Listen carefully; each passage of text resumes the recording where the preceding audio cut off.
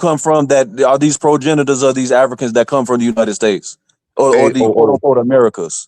And how long has this line been here? And why doesn't your genetic diversity on this land match the genetic diversity in Africa, which would denote that you're a progenitor? Haplogroup AOO precedes Africa by 300,000 years. Okay.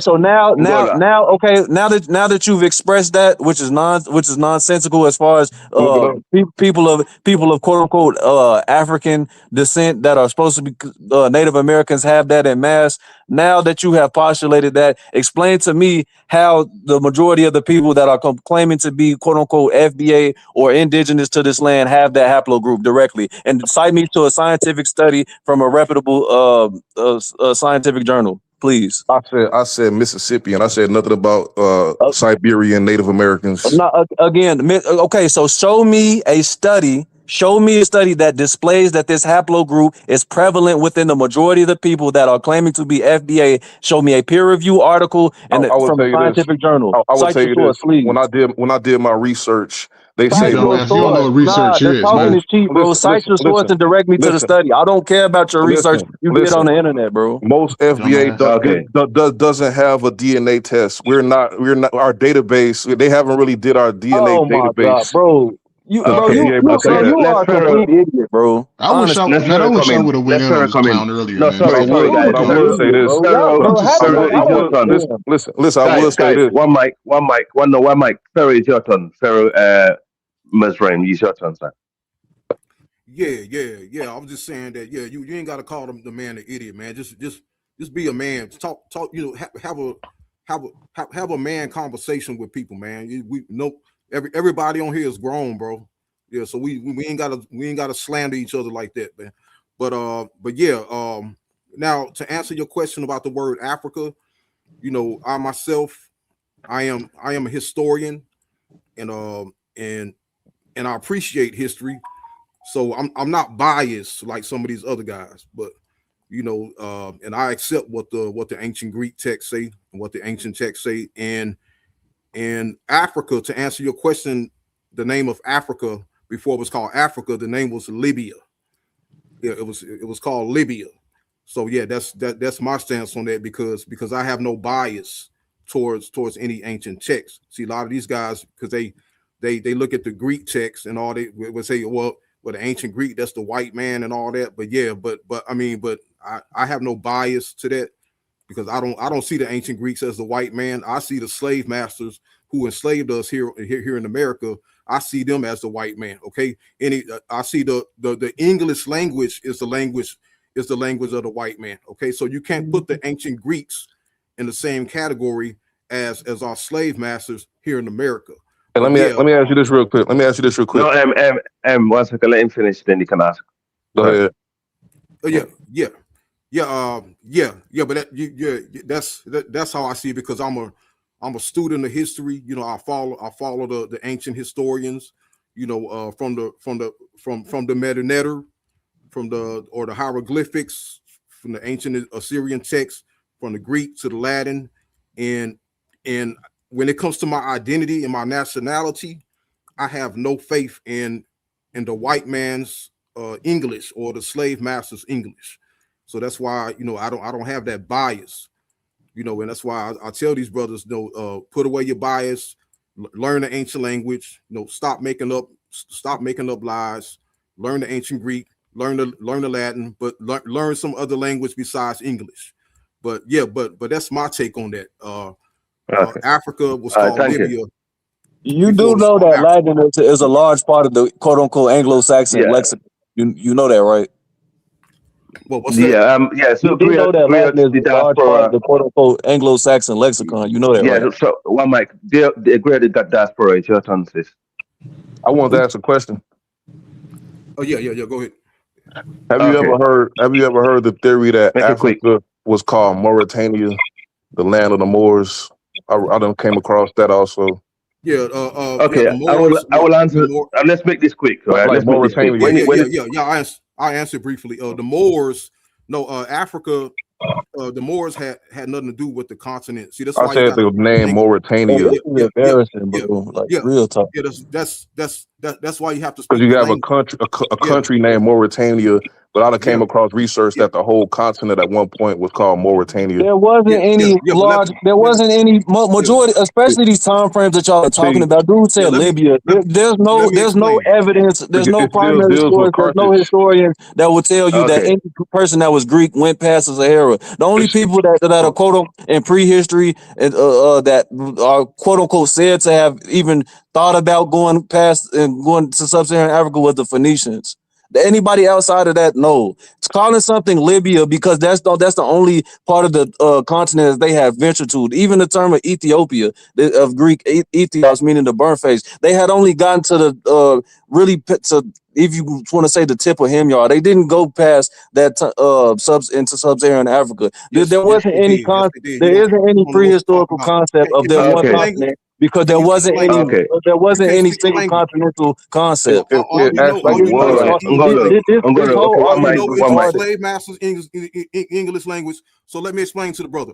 Okay, yeah.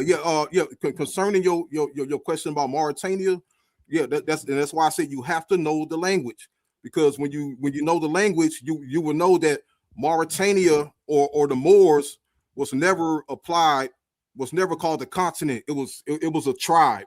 It was a nation. Okay, you have to distinguish a nation from from the continent. So what I'm saying is the Moors, yes, they were a nation or a tribe in Africa, but it was never Africa or Uh, the continent. They were okay. just a particular Okay. tribe.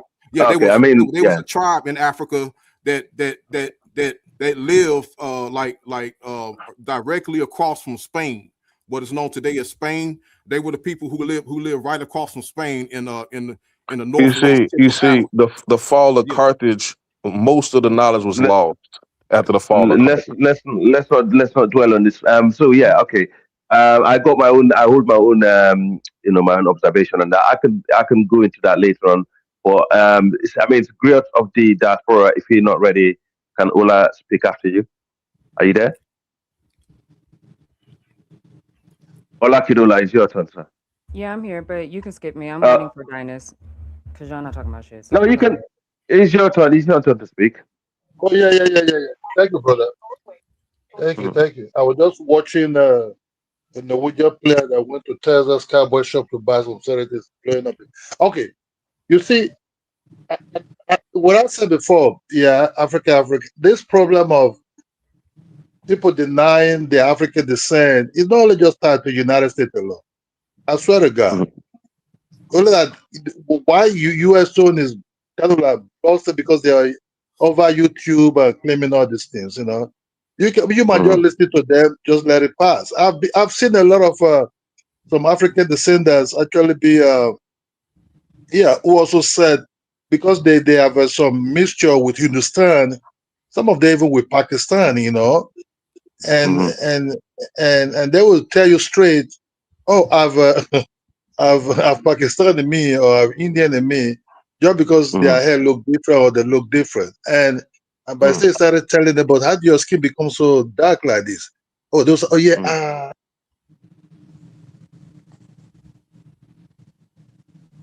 Are you breaking off, Ola? Is he break? Did he just start go Uh, quiet? you cut out, bro. Yeah. Okay. hear me? Oh, Yeah, you you hearing me? good Yeah. now. You went out. You Yeah. hearing Yeah. me? Go on. Yeah, we can hear you So now. You was breaking off. so this tie of anything is not just tied to Africans, to the people that live in United States. I'll give you as an example. There's a guy, there's this is even a guy that I come across. He was, because he said in school what they taught them is, oh, Tango, you're not hungry, because it's only African people that are hungry. And until she met one Nigerian guy, he dated this Nigerian guy, and he was surprised that all what they were telling her, but it was kind of like studying this guy. But she now made a mistake, said something. The guy now look at her like, where do you get that shit from? That will lead to the breakup of the Nigerian guy just quick break up the relationship with her, said, go. She really regretted it. She said, but it's not her fault.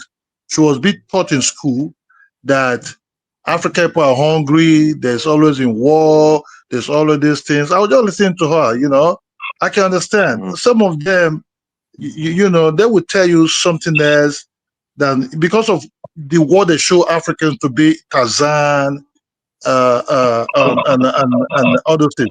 One thing I would like to ask this Black Americans. I grew up watching Good Time. Is JJ in that Good Time, and that lady in that Good Time, and the man in that Good Time? Where are they from, really? Are they African descendants, or are they native? You could tell phenotypically. I think you're breaking up. So, Ola, I think you're breaking up. I'll pass the mic. I said, to come back. I said, I started watching Good Time, right, a long time ago. I saw a guy called JJ Walker. I didn't even know that girl, the little girl that was even that woman, that singer, Janet Jackson. In the time when they were showing those programs, right? I want to know because some of them said they don't have African. Don't get me wrong. Michael was also this. Michael also running from Africa, also as African descendant. That's why he went to. He liked people like Dana Ross, Elizabeth Taylor, and all these people. But he was seeing himself special, also, and he was also hanging up a lot with Latino. Even Jane is secretly married to a Latino man. That would tell you that they don't want nothing to do with the darker skinned Black Americans. So for me, I'm not shocked. What I'm hearing from them now, I'm not shocked about it because I've already. Okay, yeah, I know. I hear you, Ola. Ngolo, you said something, brother. Thank you. No, I said he asked a question. I didn't know if it was retaurical or not, but they clearly No. Yeah, ask a question. Yeah, ask a question. Is the man a good time, right? Yeah. Are they African descendants or are they Native American? Yeah, clearly, everybody you listed clearly comes from Africa. No other region on the planet produces that phenotype. So.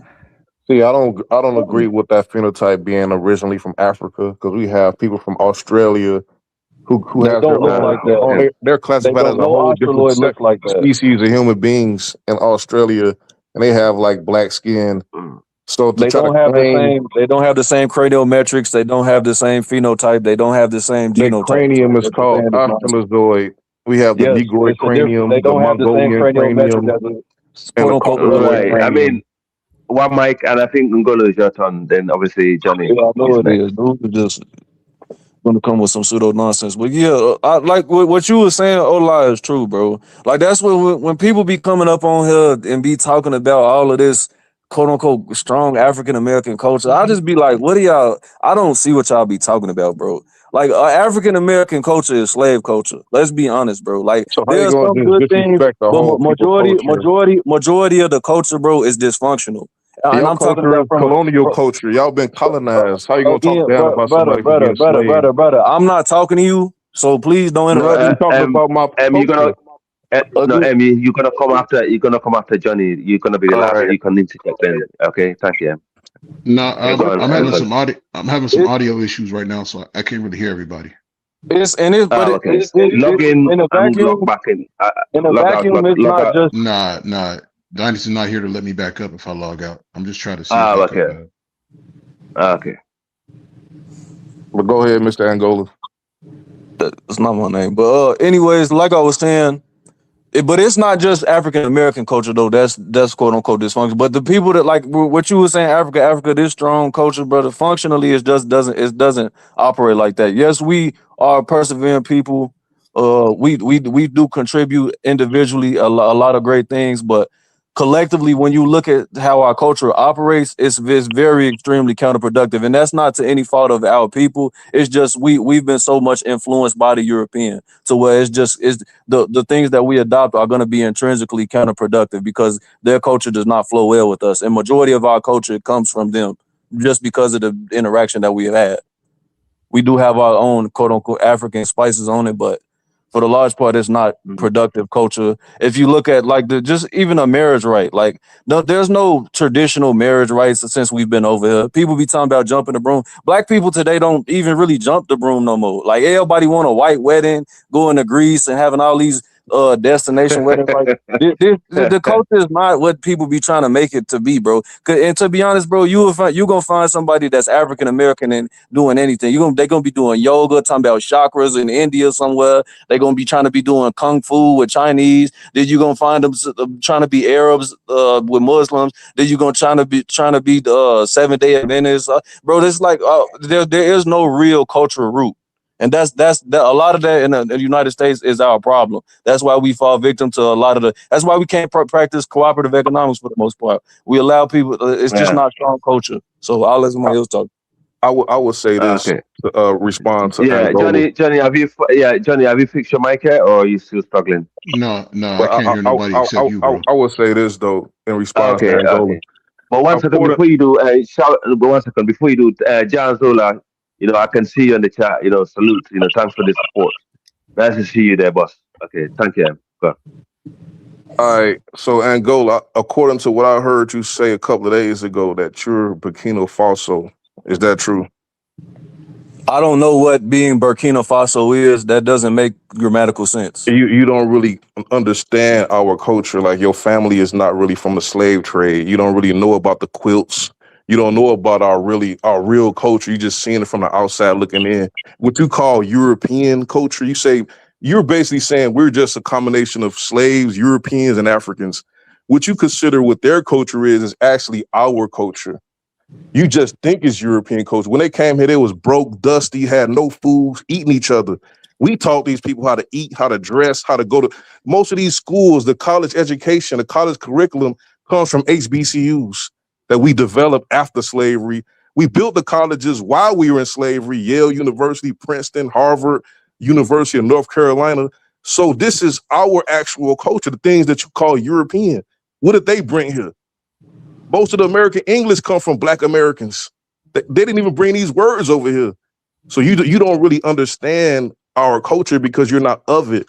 You just making a survey because your family don't really know the nuances because you from Africa. Like my family is straight from the South. So it's things that I know that you possibly couldn't know, even though we might live in the same city. My mother is from Arkansas. My father's from Mississippi. My grandmother's from New Orleans. So it's things that I could get just by being around them and learning from my mother telling me stories that you just would never get watching TV or watching What are the traditional marriage rights in quote unquote African American culture that were practiced in antiquity that have been passed on today that are still practiced by the majority of African American people? We got married on slave plantations. Like, excuse me, you did. That's not a substantive answer to my question. I said, what traditional marriage rights were practiced in antiquity by your quote unquote indigenous African American culture that are still practiced today by the majority of African Americans? Most African Americans don't even get married. We've been destroyed since the 70s. So what do marriage got to do with anything? Yeah, I rest my case. How would I know about marriage rights if I'm not even married? That's crazy. So marriage rights, you see what I'm saying? I'm not married. What is that? It's like colonialism. What did you know before colonialism? Everything you got came after the Europeans came to you. And you didn't even get schools until like what? Liberia started building schools in Africa? What schools did the Europeans build other than the lady gonna say University of Ghana, This is nonsense. What do you have other than that? So, Em, are you interested so the lady can speak for building? herself. So the lady can speak for herself. You mentioned HBCUs. My master's degree in African study come from an HBCU. So what's the issue now? Who built the HBCU? Did the Europeans build it? Or did the Black people build it? That's not the point. You just mentioned something and you tried to weaponize HBCUs towards somebody else. So make your point. I said that our culture involves education, it involves fashion, it involves food, it involves everything that you claim is great in America that is attributed to Europeans. We even built the PWIs, the Ivy League colleges that the Africans come over here and brag about. I went to Harvard, I went to Yale. Who you think built those schools? Did a European build those? Who built the White House? How do we learn an architecture and an engineering and a land survey and to build these schools that could stand for 300, 400 years if we had no culture? We It was still have a city. conscription, brother. We have a You was city not, that we brother. took That was our knowledge to conscription. Liberia and built this amazing city that the Africans can't even do nothing with because they don't know what to do. So how is your culture superior than ours? You don't know what to do with the infrastructure that y'all ran us out of the and left it in shambles. We brought that education, that infrastructure, that knowledge to Africa, not the Europeans. Because if the Europeans brought infrastructure, they would have built up the countries they colonized. They brought nothing. So you're saying Europeans and Africans. The Africans brought nothing to America. The Europeans brought nothing. The only common denominator is us. Brother, When we go to Africa, we this is a build coping things. mechanism. That's our culture. This We is a built coping these schools. mechanism, We brother. built You the need to go Capitol to see a building. psychologist, brother, for Who real. built the Capitol building? Who built the White House? Not a European. Not one Mexican worked on that building. Not one African. It was all Black Americans. Or at the time, slaves. Brother. Tell me this then. Okay, if y'all did all that, then why are y'all not the governors, mayors, and presidents of America? I mean, during Reconstruction, we was the governors at point, but this is like we still dealing with oppression. What you talking about? We were slaves. All governors. We just got partial freedom in 1964 with the Civil Rights Act, and then they start.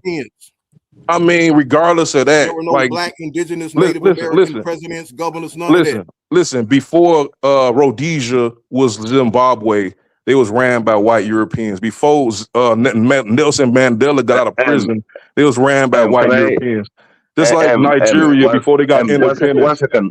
This is domination. What you talking about? Can I ask you, 1 second? Yeah, 1 second. Okay. I mean, everyone that's spoken. Man. Look, there's no other way to put it now. I mean, I live in the UK. We get it. Yeah, okay. I live in colonial rule for a long time, and they was ran by white Europeans. What's your point? In all fairness, you guys. Let me just make a point. Under domination, don't mean you don't have a culture. Can you hear me? Go ahead. Can you hear me? Don't have a culture. Okay. So, I mean, I live in a city. I live in the UK, right? One of these cities, one of the most prestigious cities in the UK, was built by a black guy from Libya. He was an African. He was a dark-skinned Tuareg from southern Libya. Does that mean black people, can claim that they built the entire UK? Sometimes we got to be, of course, yeah, but it was forced labor, and also the way African Americans, constructed things. It wasn't, voluntarily. It was a forced labor. So we need to, look at these things. And also, yeah, of course, African Americans are very gifted people. I've seen what they've done in Sierra Leone and Liberia. When they worked with the Europeans, you know they what? actually managed to. No, 1 second. Let me finish. Okay. I see what they managed to achieve. Okay, that's fine. I can't take that from them. But don't forget. Also, Africans have also built empires before Europeans. I mean, you can go back to Spain, like during the Almoravid days. You keep going on to Spain and going back to Spain. During the Almoravid days when the Berber Tuaregs, my ancestors, the Fulani and the Soninke and these people on the West African coast went to the area called Al-Andalusia today, when where they actually managed to establish one of the most advanced enlightenment, like in technology, learning, and basically advancing our mindset, and basically teach them different kind of things, which is actually still known to be the learning point of Western Europe, when it comes to modern day. This came from African people. And go back to the Ghana Empire, you can go back to the Mali Empire, you can go back to the Oyo, you can go back to the Benin Kingdom, and so on. So the Africans have built, black people have built in general. We cannot just, write ourselves out. So we know that. But having to set us we're having to say, oh, Black Americans against Africans, Africans against Black Americans, that doesn't fit right with me, you see. It doesn't. Nobody was against Africans until they came talking greasy and talking down like this Angola guy, talking about our culture is slave culture and European culture. He don't even want to acknowledge that we have like contributions and our own unique or organically grown culture. It's not just slave and Europeans. We're not just a mixture of slaves, Europeans, and Africans. Yeah. I want to address the brother. Okay, now, brother, here's what you got to understand. Okay, the Native American Indians were defeated and I never conquered mentioned Native American Indians by and none. I said yeah, Mississippians. the Native American Indians were defeated and conquered by the Europeans. Okay, because those Europeans, they come from a region where empires were, where they had wars and conquests. Okay, and they came over here in America and they kicked your butts. Okay, they kicked the Native Americans' butt and stole their land. Okay, that's They what you have to understand. also kicked Okay, the French butt and so killed their whole no, monarchy in Europe. what I'm saying is, they killed the whole monarchy of France and inside of No, Europe. let him make his point. You know, well, what I'm saying is, black people, you got to stop selling yourself short. Okay, you have to reclaim your greatness, reclaim your power. Okay, Yeah. because you're selling yourself short when you say you're a fake Native American.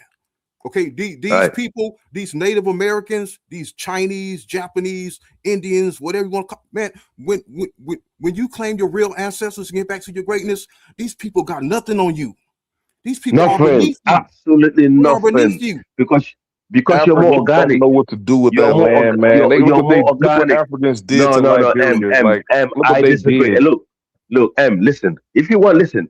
I fully support African Americans to one day go and reclaim what is righteously theirs in Liberia. I don't listen. I'm with you. We can have a conversation about Liberia another They time. Trust me. destroyed that I'm country. with you.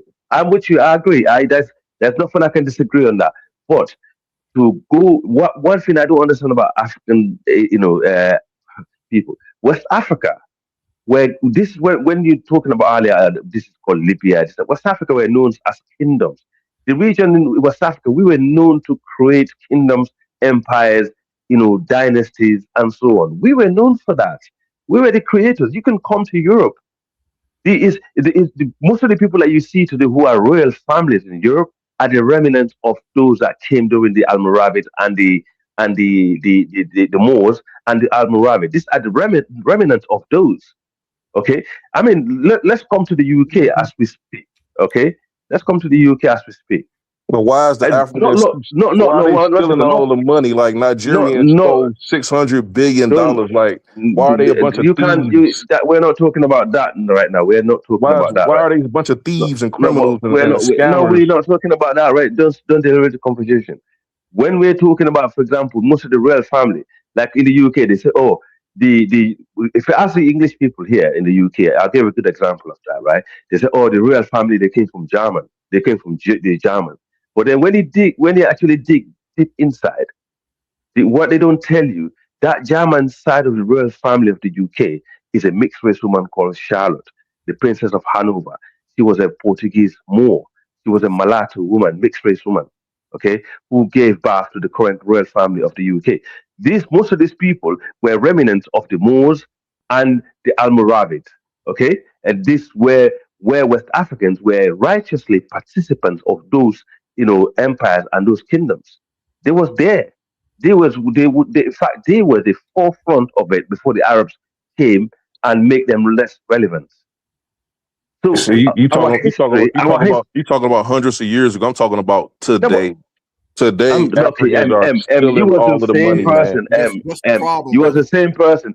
You was the same person that was talking about history earlier, but now it doesn't suit you. You want to talk about today. I Stop mean, shifting the I goalpost, compare brother. everything to right now, like what we're doing No, right but no, now. you was talking history earlier. Now you're shifting the goalpost. Because Let's stop the doing guy this. talking about we Because don't know nothing about the original you was talking Americans. about how I you were say saying how Africa African Americans is not ruled the real America. name either. Now we shifted to the Africans. Now you're talking about You how talking about some let's British talk royal about the family? Like, Africans. what does that got to do with anything? No, but it's got to do with the lineage of the people who actually, We're talking about managed Africans to and Black expand Americans. their knowledge. Yeah, you're talking about all of it. So exactly. So you don't want We're not talking about to no hear the greatness. Europeans. You don't want to hear the greatness of the Africans, but you want us to hear the greatness of the Americans. Why would we And you want to don't talk want to about hear the greatness of the Africans and Europeans who colonized and enslaved everybody? Like, how is that great? No, but also the greatness of African Americans should be hard. The greatness of Africans should be hard because The Africans want to tell everybody that we went to Africa and enslaved the Liberians because we had them building roads and train railroads. Like, how do they think a road and a railroad track and schools is going to get made if nobody do the work? That's because they was put to work. They want to say they was enslaved. Now all of a sudden, when we gone, oh, we hard workers. Y'all the queer people. First, y'all didn't want to work. Now you talking about you do work, yet you're doing nothing. Like, okay, Liberia they was a say because sad spot. Okay. we had them working in order to build these structures and this infrastructure, it requires manpower. Just I because did not you're support. working, Listen, you know, don't mean you're a listen, slave. Just like they say, we enslaved them and had them building all the roads and clearing out the rubber trees in order to make cities, and they say that was slavery. How do you think it's going to get done? I am with you in some aspect of what you're talking about when it comes to Liberia. But they want to say we enslaved the Liberians as though it was like we purchased them and then forced them to build cities. In order for them to build cities, whoever's around, they got to do the work. It's not like you're a slave. Just Liberia should be a topic. Liberia should be a topic for another day. Yeah, I'll pass the mic. Someone else. It's a Pharaoh. I'll bring the mic back to you. I mean, griots of the diaspora. Do you still want to speak, sis? But yeah, brother. No, go ahead, Pharaoh. Go ahead, sis. Yeah. But what you got to understand. No, I don't feel comfortable, sis. If you're, I feel like, I feel very uncomfortable. I think it's your turn. You should have the mic. I'm clear. My presence isn't welcome here. I'm just waiting for Dynas. Y'all go ahead. Yeah. Bro, your presence is welcome. Ain't nobody say that, man. It's just, dude, you can talk, sister. I mean, she tried to take power and start talking curse words, and all of a sudden she's like, I don't know. Bro, there's something wrong with you. Yeah. Right. No, there's something wrong with y'all, man. You ain't got no scholarship. You the authority of black culture, and you a whole African. You a whole African talking down about somebody else's culture. You don't know nothing about our culture. You need to go see a psychiatrist, brother. There's something really wrong with you, bro. There's something wrong with you. Don't tell you like you that. don't know nothing about us, man. I pass the mic to you, sis. Talk, bro. I ain't stopping her from talking. Yeah. She said she's busy doing something, so she she said are you busy? She feel like her presence ain't welcome to. Donnie said he want most sisters to come here and talk, so we need to stop. If you want to talk, let her talk. Yeah, brother. She just said she can't talk. Okay. She said you can't. Go ahead, Pharaoh. I said I'm waiting for Dynas because that's probably the person that's only one. Thank you. Go ahead, Pharaoh. Thank you. Okay, no problem. I'm gonna wait for Dynas to come. He got the link. Yeah, go on. Brother. But Dynas allow these Africans to denigrate us all day. Like, why do he do that? Why do he let these Africans talk down about his own people like that? That's crazy. I wouldn't want that type of legacy. Yeah. I wouldn't want that legacy. Why you keep coming on here then? Because somebody got to be over here to be the representative of my people. Obviously, it's not Dynas. Job. You don't know what's going on because you're not one of us. Like, why are you pretending and cosplaying like you one of us? You're a whole African, man. You don't know nothing about us at all. What you mean cosplaying? What you don't know nothing about our culture. You are African. Why are you talking about us? Talk about Burkina Faso. It don't even matter. All that don't even matter. Nothing. You talking about you answer this. Answer this. People look stupid. 5% of the Africans went to North America. Dispute that. No, who said who? First of all, it's a longer voyage. That's a fact. That's a historical fact. They all went to Africa. They all went to South America and the Caribbean. A small percentage came to North America. We are not Africans. Grew exponentially because of the inter-slave trade and all of the breeding. We are not Africans, man, because most of them went to South America. You are in denial. Brazil. I don't even care, bro. You can have your pseudo opinion. Go to Burkina Faso and talk about them. Why are you talking about us for? You don't know nothing about us. I don't really care to talk about you, but Dynas knows about us, but he let y'all talk down about us all day for years. Like, why is he letting y'all denigrate his own people like that? Why you keep coming on here if it offends you? No, because you're not defending them. Nobody on here is taking you serious. I have to be an advocate because y'all just talk a bunch of nonsense. Like you said something about your advocacy. America is not our real name. Oh, Africa not your real name. Answer that. You don't even know. Oh, there's no names. It is a name. You just don't know it. You don't know it. Just tell the truth. Brother. Do you know how old the word Mississippi is? You just looked it up. You didn't know before you just looked it up. It's a lot older than Africa. Yeah, I did just looked it up. Yeah, the Mississippian culture, the mound builders. Brother. It only goes back to the 16th century AD. It goes way beyond the 16th century AD. You crazy? You talking crazy? Yeah, but that's You talking based on crazy? fantasy and imagination. The Okay, Mississippian okay. culture goes back When we deal with text way and longer fact, than that. it I'm talking goes about no further back than the the 16th Mississippian century culture. AD. I learned this in So college. What you talking about? actually, the word Africa is older than Mississippi. The 1,500 years older than Mississippian, Mississippi. the Mississippian culture goes back Yeah, thousands of that's years. based on oral nonsense.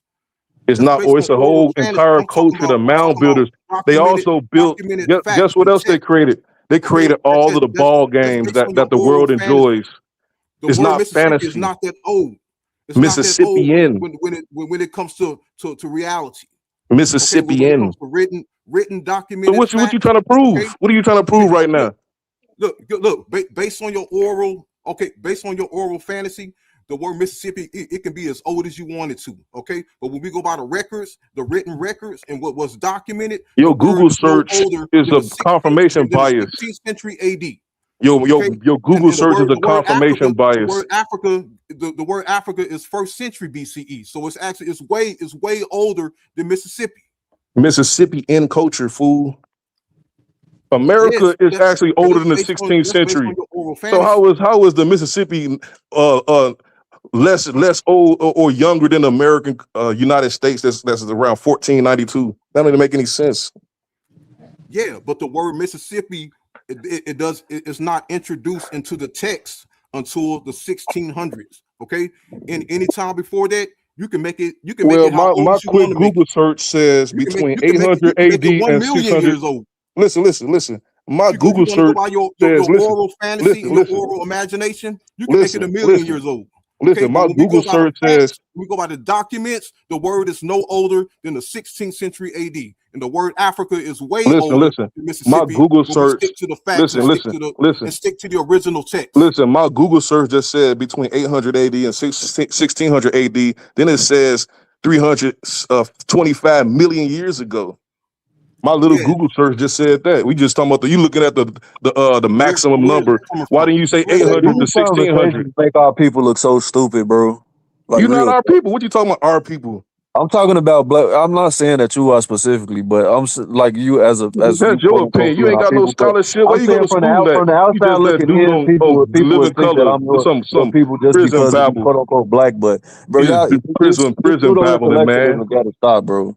You Like just you just prison coming on babbling. here lying and just saying nonsense, bro. This Like you dude a just grown this man, bro. dude has no These quack credibility. theories got to stop, I bro. just Google searched it. It said 800 to 1600 AD. Then it says 325 million years ago, the land they was on. So which one is it? Brother, do you got a You just 325 babbling, million year man. old text? Y'all Do are you not have a genuine. 300? Do you have a You are not 325 genuine, million man. year Y'all old just a text bunch to of prove that? babbling, Brother, self-loathing, do and you you let the have a Africans talk all types of 325 nonsense. million year old text to prove your Mississippi? Show me a text to prove you are African. You don't even know the name of Africa. You talking about some Libya. That's in the Bible. That was just a little country. The Bro, Libyans was a people fighting Africa against the is a Latin Egyptians in the word. Bible. It's a first century Latin BCE comes Latin from word. Phoenician. Latin is Libya not even a is a real 5th language. century BCE Latin, Greek, listen, man. The ancient Latin Greek comes word. from the Phoenician alphabet. You don't even know nothing, man. You just babbling. No, let's just watch how we speak to each other, man. That would be nice. These dudes, all y'all do is talk down. Only one that talk any type of what do you call it? Brother, Objectivity is Africa. The rest of everything them you just talking believe down in. about Black Americans. Ah, bro, All it y'all ain't no do. Yeah. objectivity. No, you want people to come on here and Why don't lie you and go back to Burkina placate to the Faso? complex, your If you don't want to inferiority be an complex you American, have. if you don't want to be an American, you don't have to be here. Go Bro, back to Africa, man. all of your Man, history You look, is say fake, bro. Africa is bro. not a real country. I mean, Your America is history not a is fake. country. If it's a European country, what you doing over here? That's why the What do white you man mean is if it's a doing over ruling here? European America. country? That's why he's ruling There's over no you. there's no Go getting to away from Africa, the the sphere of Roman influence Empire that they have. country. Go There is back to no Africa, going man. there is no I am, but there is no getting away from the sphere of You influence just that the babbling. You country don't even has. got no scholarship. You talking stuff. Bro, You what do ain't you even bro, you qualified an to talk about idiot. this stuff. Bro, the Native Americans are wiped out, bro. Ain't nobody Almost talking about wiped the out. Native American. I said the The Mississippians. Native You don't even know. Americans are almost Y'all just wiped a out. bunch of I'm not The y'all have a black real Africans are serious still there. issue. 1 billion strong. And I 1 heard when I billion was strong in listening, Africa. Finest was actually defending this nonsense against Black Americans. Like, what what's really going on? Why did he let y'all talk crazy about us all day? But I'm done though. Bro, You need to as go a see a Native American, psychiatrist. you got no power, bro. Look, this is what bro, I'm trying to this avoid. You That's why I'm know, YouTube saying is that a y'all insane have to asylum, stop bro. selling Real yourself talk. short, man. Because this one, yeah, because go on. there is power and greatness in claiming in your ancient ancestors and retracing your roots back to ancient empires and antiquity. Okay, and black people, because of slavery, Christianity, religion, we have rejected it. We haven't fully grasped that yet. We haven't claimed that yet. Okay, because we living in a time where people got lazy and people are comfortable in living under the luxuries of white supremacy. Okay, and that's why white supremacy don't want us to claim our ancient greatness, because that's going to bring that energy back up and that movement back up to want to overthrow to rebel and overthrow our oppressors, because it's going to bring a strength and a rise that has never been brought before. And that's why you have to reclaim your ancient greatness and your ancient ancestors. I don't care if it's going back to Timbuktu, from Timbuktu to Mali to Ghana, all the way back to ancient Kush and ancient Kemet. Okay, those empires are connected. Okay, and it's easy for you to put them down because they're so old and they're long over with. So you're trying to look for a new solution. But yeah, but this thing is real. The ancestors, we have to get the ancestors back on our side. All right, I agree your mindset, and brother, I'm not gonna lie, I like your mindset because that's exactly what we're trying to explain to the African Americans and the Black Africans also, to understand that we had great empires in West Africa, absolutely brilliant empires in West Africa to be proud of, to make us feel better, than attaching ourselves to other group of people like Red Indians and so on. It don't make no sense to me, man. I mean, come on, Yeah, yeah, it's indeed. just so sad. Real quick. Yeah, because Oh, go ahead, when bro. Yeah, no, sorry, the sister want to say something. oh Sorry, yeah. Oh, go ahead, go ahead. sorry for interrupting, sis. Can y'all hear me? Yes, Yeah, yes, you clear. Can you hear me? Is it low? Nah, you yes. clear. It's fine. Okay. So this is the thing that I think is really unfortunate. We were asked multiple times about scholarship. My bachelor's degree is in Africana Studies, which is African American Studies, specifically from San Francisco State University, which is the first university in America to make Black Studies a degree program. My master's Wow. is in African Studies from Howard University, which is the first HBCU to make Black Studies a degree program. So I know that doesn't matter in these conversations, right? I think it's really sad because as many Black Studies scholars are literally fighting to make sure that our degree programs are not erased as they are currently being erased in this country. I think it's really disgusting that people are literally saying that Black Studies is COINTELPRO, it's white supremacy. It's so utterly disrespectful that people with no credentials got the audacity to sit up here and ask for people credentials. Then when we list the credentials, y'all in the chat talking about degrees don't matter. So when a Black woman has the degrees that y'all ask for, it don't matter. But then you say you need degrees to have a conversation. Y'all got to be a little bit more like, it has to make sense, because it's insane. Because my professors like Dr. Oba Tashaka, who you can look up, who is still alive, who is the one who actually changed the degree program from Black Studies to Africana Studies to be more inclusive to the diaspora. I think it's really insane that we have elders who are literally still alive, who have dedicated their entire lives to the scholarship of Black people. And then the very people who do it, we get disrespected, we get told that we are white people, as they are saying in the chat. African studies was started by Europeans. That's what y'all believe in the chat. But then you want somebody who has a scholarship, who has had to literally fight academic institutions to design our own curriculums. You want me to believe that those of you on random social media accounts are the enlightened ones, and y'all just have some special Anunnaki scholarship, some half angel, half human came down and chose you to tell you what the real history of Black people is? That shit is crazy as fuck. Mr. Sandman, she's arguing for Black women's rights more than Black people rights. Was that supposed to be a read? Again, my point, because I know y'all hate Black women in these weird ass spaces. It's insane. Again, like I'm supposed to be embarrassed of that. I'm a Black woman, so yeah, I'm always gonna fight for that. Anyway, I think it's insane.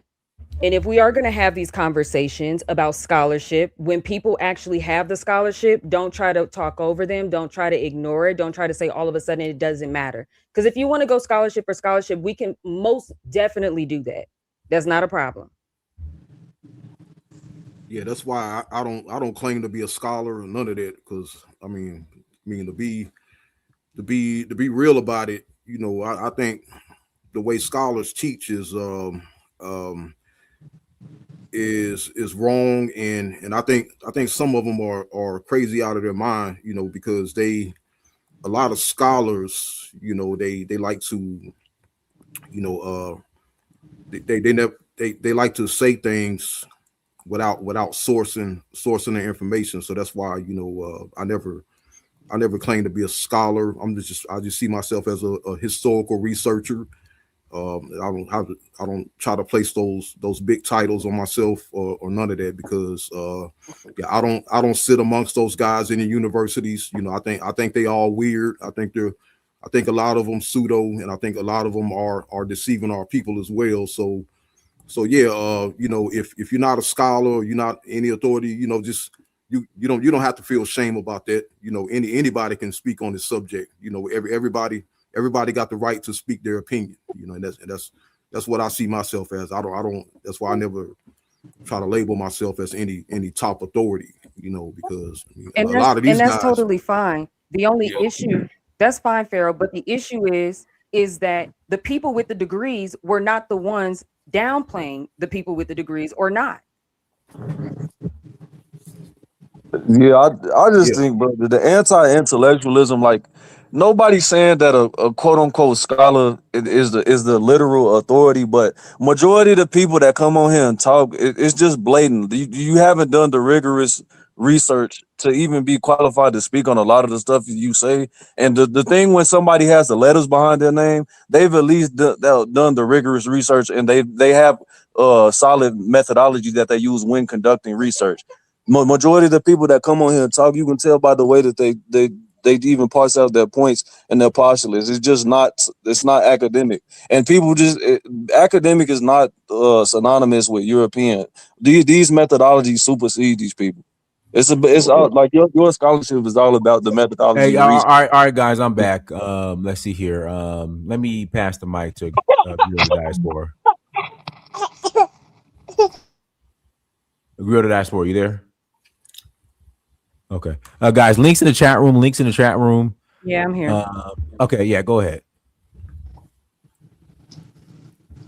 Oh no, I had just finished. I was just responding to the point, because scholarship and degrees kept being brought up, and when I listed mine, the response was it doesn't matter. So I was just giving my point on that. Go ahead. Somebody said M was insulting me. I mean, he said, why do you let people come on here and disrespect what do you say, Black Americans? And I was like, if you don't like it, I don't know why you come. But not you personally, Dennis. He wasn't talking about you personally. I mean, he technically was. Yeah, he did. Excuse me, Dinus. What he said was that you allow Africans to come up here and disrespect Black Americans, and you don't do nothing about it. But Dennis know that. He already said that when Dennis is here. Okay. You know, M's views is it's no different. But All you right. know, Well, you got to accept everyone. let me read these super chats. John Zola, thank you for 499. Holla. My race is Niger Congo, and my ethnicity is Black American. I don't see why those two things have to be in conflict. What's up? John Zola, thank you for 99. Holla. Why has identity become such a stumbling block for us? We can't acknowledge our African ancestry while uh, also recognizing that Black Americans are a distinct ethnic group with our own history and culture. John Zola, thank you for 499. Holla. Rade Nyambani, I'd really appreciate it if you could drop the Afro Spirit group link for Kid Ola and Al. All right, go ahead, man's sake, and after man's sake is hello. Peace and love to the chat. How's everyone doing? All right. Everybody's doing all right. Yeah, we good. Right. Thank you. Okay. Well, definitely let me add to the today's topic. Like I was saying, like the other day, you know, my FBA brothers, ADOS, Black Americans, or Heritage of Black Americans, whatever they want to call themselves. You know, they have a right to call themselves whatever they want. You know what I'm saying? My only issue is that the ones that want to identify with Africa, I don't know why they're giving those people like a hard time. You know what I'm saying? Like if they want to identify with Africa, they want to be Hebrews, they want to be Moors, they want to be whatever they like. Let them. If they want to say I'm an ice cream sandwich, let them become an ice cream sandwich. It's not hurting nobody. You know what I'm saying? My brother Ngolo, man, I'm gonna have to slightly disagree with you, man, when you said about Black American culture, man. Just slightly about how because they do have an influence in America and they do set trends. They might not speak like languages and stuff too, you know, but they do set trends in America, you know. But yeah, that's about it to the topic. No, I don't disagree. I'm not disagreeing with that. I'm saying the functional aspects of culture is not prevalent. That's what I'm saying. It's not their fault. Yeah, I've been saying that. I mean, because they went through a lot. You know what I'm saying? Because you know, like historically, you know what I mean, they are very like inspirational. You know what I'm saying? And you know, they do have like a lot of influence. But I mean, like I said, I hear what you're saying, but you know, that's why I was just late into, you know. All right, go ahead. Hello, unmute yourself. Hello, unmute yourself. Hello. All right, go ahead, Big Black. Give me a second. Can you hear me, Dynasty? Yeah, I hear you. Yeah, give me a second. I got to get a mic. Okay, well, just call back in. All right, only go ahead, only. I mean, like I said, I hear what you're saying, but you know, that's only you got to turn off the playback. Only. You know. Unmute yourself. Only, you there? Only unmute yourself. I'm here. Go ahead, Big Black. I'm here. Only you got to turn off the playback. You have echo. Oh, 1 second. Can you hear me? Can you hear me? Yes, go ahead. Okay. First, I want to say I want to commend the sister for hanging in there. And also, I want to say that we need to have rules on how we talk about it. Because I think people throw in these vitriol on purpose to derail, but they pretend like it's not for derailing. And it doesn't work, number one. And also, I think... yeah, just basically that we need to make rules on how we talk about it. And even if they do want to be, other people want to be whatever they want to be called, they should prove themselves by building. Everyone should be building. That way, if someone is an agent, you know, they won't want to build a school. They won't want to build something for their people. Everyone should be about building for their group.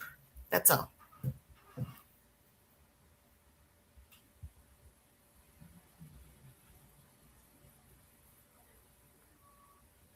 No, I agree. I mean, at the end of the day, you know, we need to focus on the positive side of everything, but you know, also we need to dig out where we went wrong and where how we can move forward. This, you know, I mean, identity crisis is not limited to African Americans, and whoever think it's only African Americans are going through identity crisis in the Black world, they just been deluded. It's a global problem. You know, it's happening with the black people in the diaspora. And also, I agree with Mansik. Black American culture, is very influential. Obviously, there's some aspect of it, in there that obviously we wish it can be changed.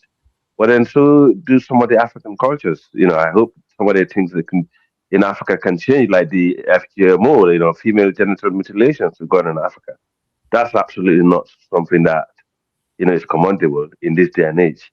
So there's so many different things, globally in the black world that we need to fix and modernize and actually, change. Nothing is static in this world. It's all about being progressive in the right way. And sometimes when you listen to some of the people that comes here, you can tell they're not really about being progressive. They want to go backwards, and it's sad. We need to focus on moving forward, not going And backwards. and That's to my most sister, people got new guests. to Yeah. my sister Grio, the diaspora man. And I'm sorry that that happened to you because sometimes you got these trolls. They come in the comment section talking like reckless. You know what I'm saying? Just to get a reaction out of someone. So just Right. sorry that happened to you. You know what I'm saying? Just pay these trolls no mind because even in the comments they go in on Africa, myself and others talking reckless. So I don't even pay attention to that comment section. But Right.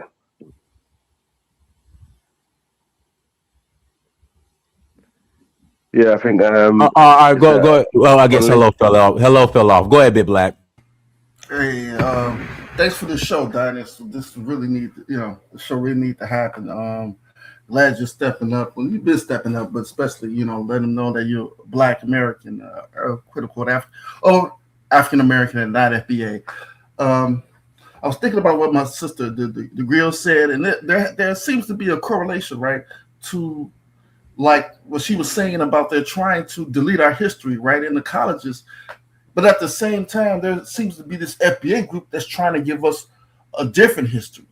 I think that's no coincidence. You know what I mean? I think FBA is backed by some non-black people, and it's funny how what she's fighting, in college, and this FBA movement is pretty much going on pretty much around the same time. So we need to, maybe need to look more into that. Also, my brother Angola. I could tell when you talk to your African American, and I know you Pan African and everything, but I have to disagree with you on we African Americans do have a culture. I see what you're saying. I know what you're getting at as far as our culture is. We still have our African continuity, right? That came with us that can never be erased. Also, we have been influenced by a lot of European culture. But out of that, we made a different culture. Let's say, for instance, even we can talk about the numbers in Chicago, right? Whereas that didn't come from slavery, but that's something that we uniquely created, right?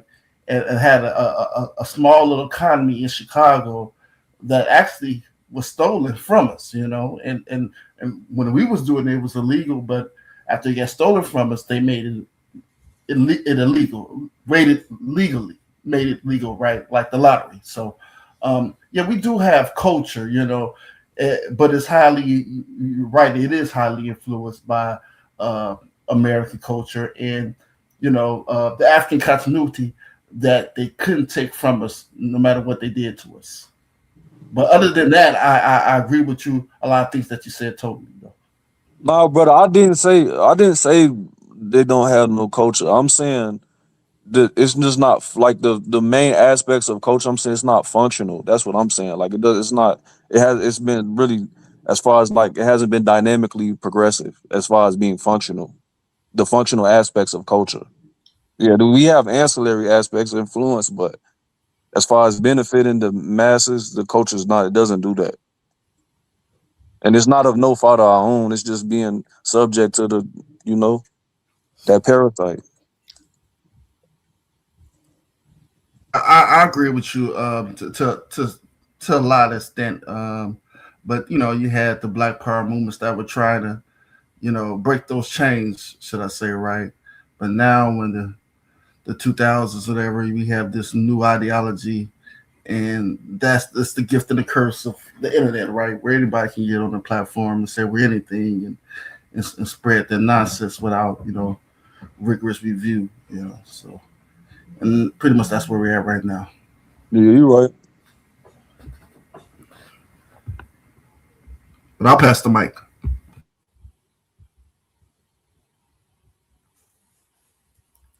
I think it's on you. Hello. Hi, um, Hello, hi. hi, Africa. Hi, Maseke. Hi, Hi. my sister. Nice to see you, as Nice to always. see you too. Hi, Yes, Griot. yes. And Hello, hello to hello, my hi. lovely Black Americans who resonate with me. And anyone else who wants to delineate, I stand firm and I wish you all the best of luck in this world. I've got no problem with anybody at all, even an African.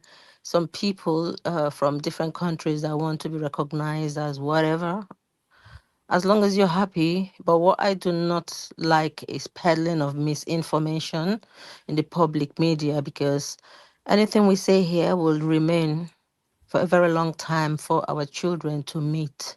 We would like to say things that are factual.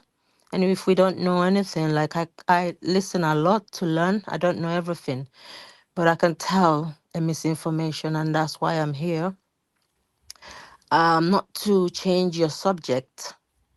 I am from the Igbo tribe. This is not being tribalistic, but as a people that has a culture, if my culture is publicly disrespected, Are I you there, think, Helen? yes, I'm here. Can you hear You was me? breaking up, Helen. Oh, Yeah, yeah, you're sorry. back now. You was breaking up, sis. Yeah. That's all right. So I am of Igbo tribe, yeah, from Nigeria, and wherever I am, and my tribe is disrespected by misinformation, you can insult my tribe, the criminal ones, yeah, why not? I believe in, you know, the law to take its course for equality. But when I see misinformation to destroy, I do not support that, regardless where you come from. So, someone paid $20 to peddle misinformation that Igbo language custom origins are from Niger or Niger. Yet they are allowed to claim Nigeria, where they created what is now known as Igbo today.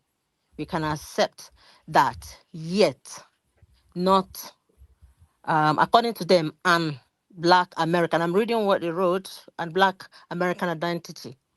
And for me, that is comical and disrespectful. You can make your research. I'm not here to prove anything to anybody, to convince anybody. If you are who you are, and I am what I am, and I know where I come from, and I know who I am. But I need to put this fact straight, that the Igbo people did not migrate from the modern country of Niger. Instead, they are completely indigenous to the southern eastern region of Nigeria, having lived there for thousands of years.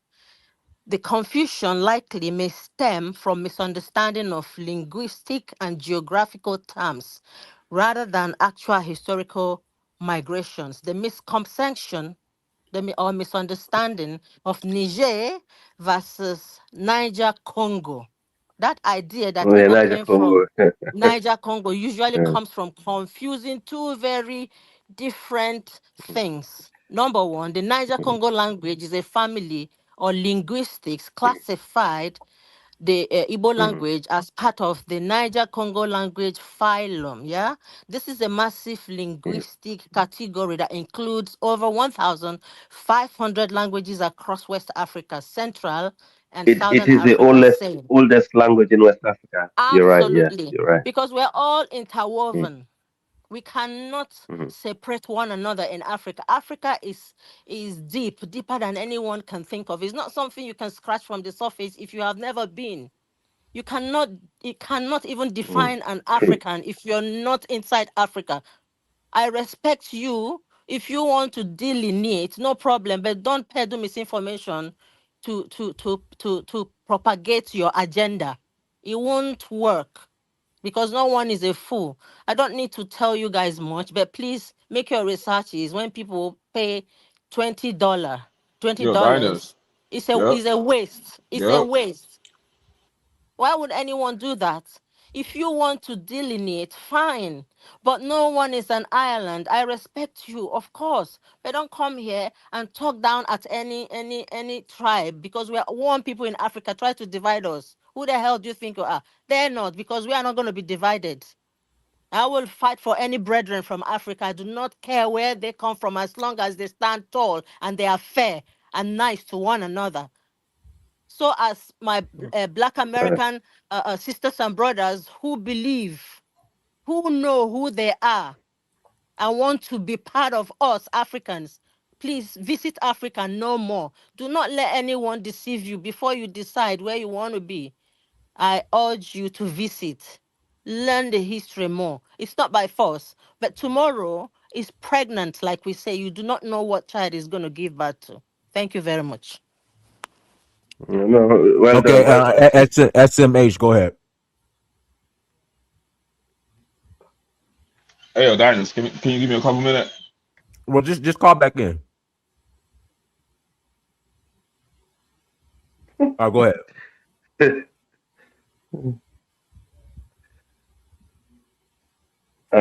Who's next? Yeah, guys, if you guys aren't ready, don't click on the link. Like if you click on the link, be ready to contribute. Yeah, No, it's I think this only spoke. This only spoke, Dennis. I don't know. No. I spoke. I said that we need to establish rules on these type of discussions, because I think agents. I'm sorry, but I think they're agents from both sides will try to trigger people with the emotions and with the trigger vitriolic words, and it's up to us to stay above it all. But we need rules. I mean, honestly, like you Right. have people here that come just like to troll and just like to just trigger things and derail the conversation, you know. So even if you have decorum and stuff too, you know, you're gonna have people that's going to derail the conversation no matter what. Yeah, absolutely. And also, sis, what you were saying earlier is absolutely true, because the thing is, Niger Congo people are the oldest. Niger Congo language is the oldest. People that speak that language are the oldest people in West Africa. And these are the same group of people who you find in the diaspora, majority in America, in South America, in Brazil, you know, and so on. So it is a very, very, very is a marker of who is actually really indigenous to West Africa. And they have nothing to do with Niger. Niger Congo have nothing to do with Niger Republic. It's Niger Congo. It's basically is a fingerprint of West Africa. That's what Niger Congo language is. And most of these people actually now, you know, on the haplo group, if you look at the haplo group, to the father side, the lineage, it is actually very similar people. Now you got different type of Niger Congo group. You got the Atlantic branch. You got the Absolutely. yeah. You got different branch of the Niger Congo. Let me pass the big mic. family. Go ahead, Amar. Go ahead, Amar.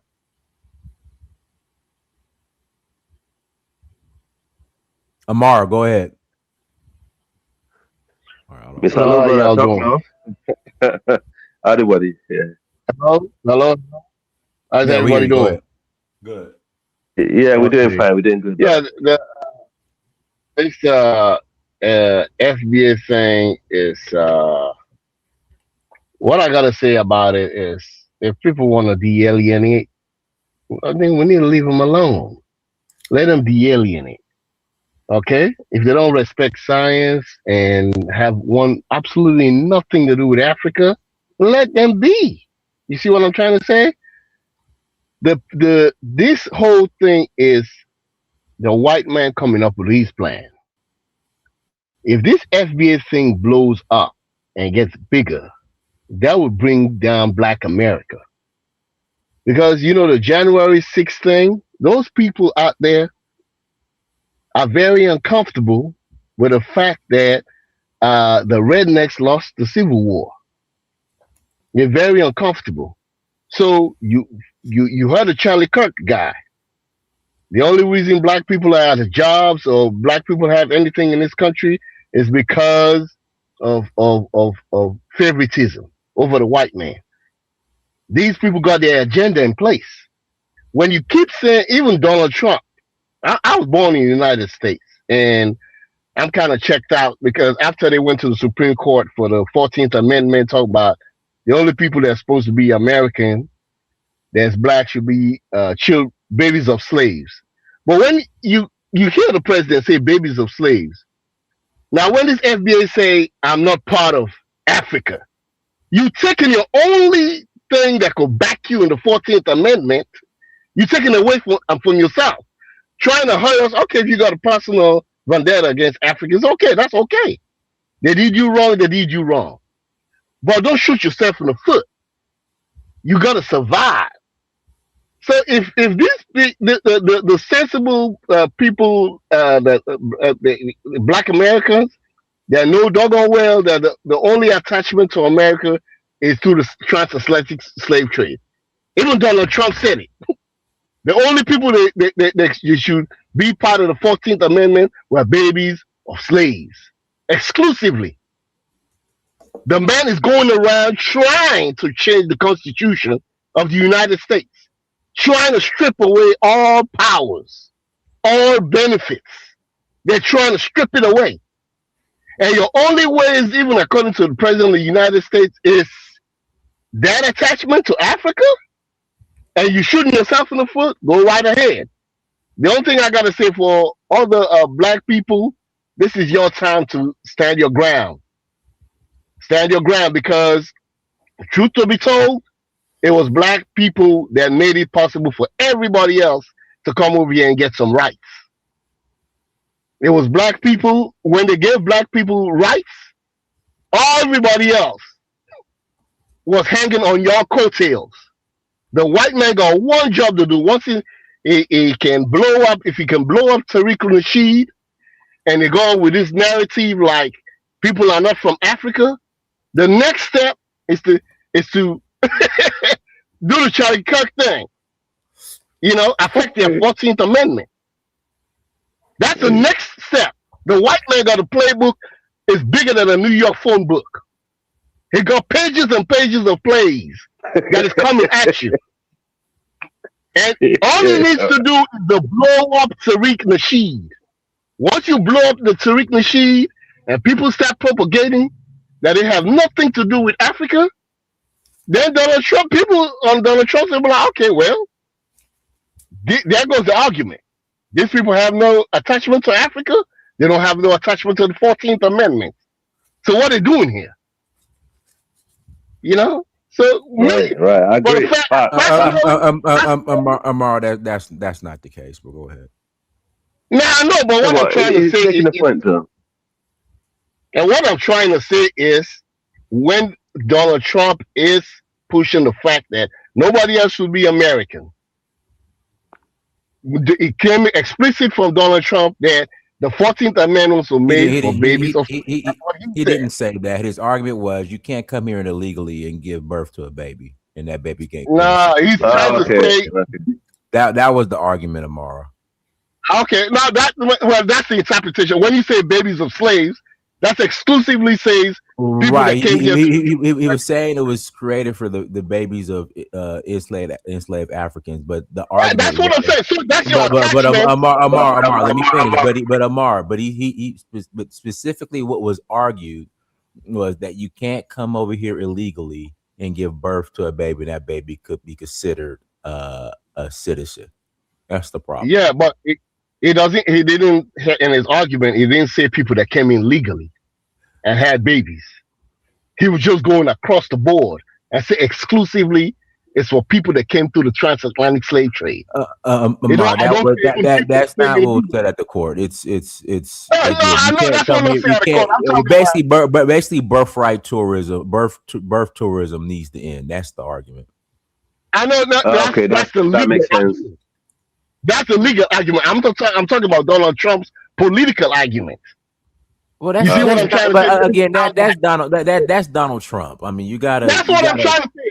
You got to dig into the weeds, Lamar. Yeah, let me, and I'm not trying to get my FBA on.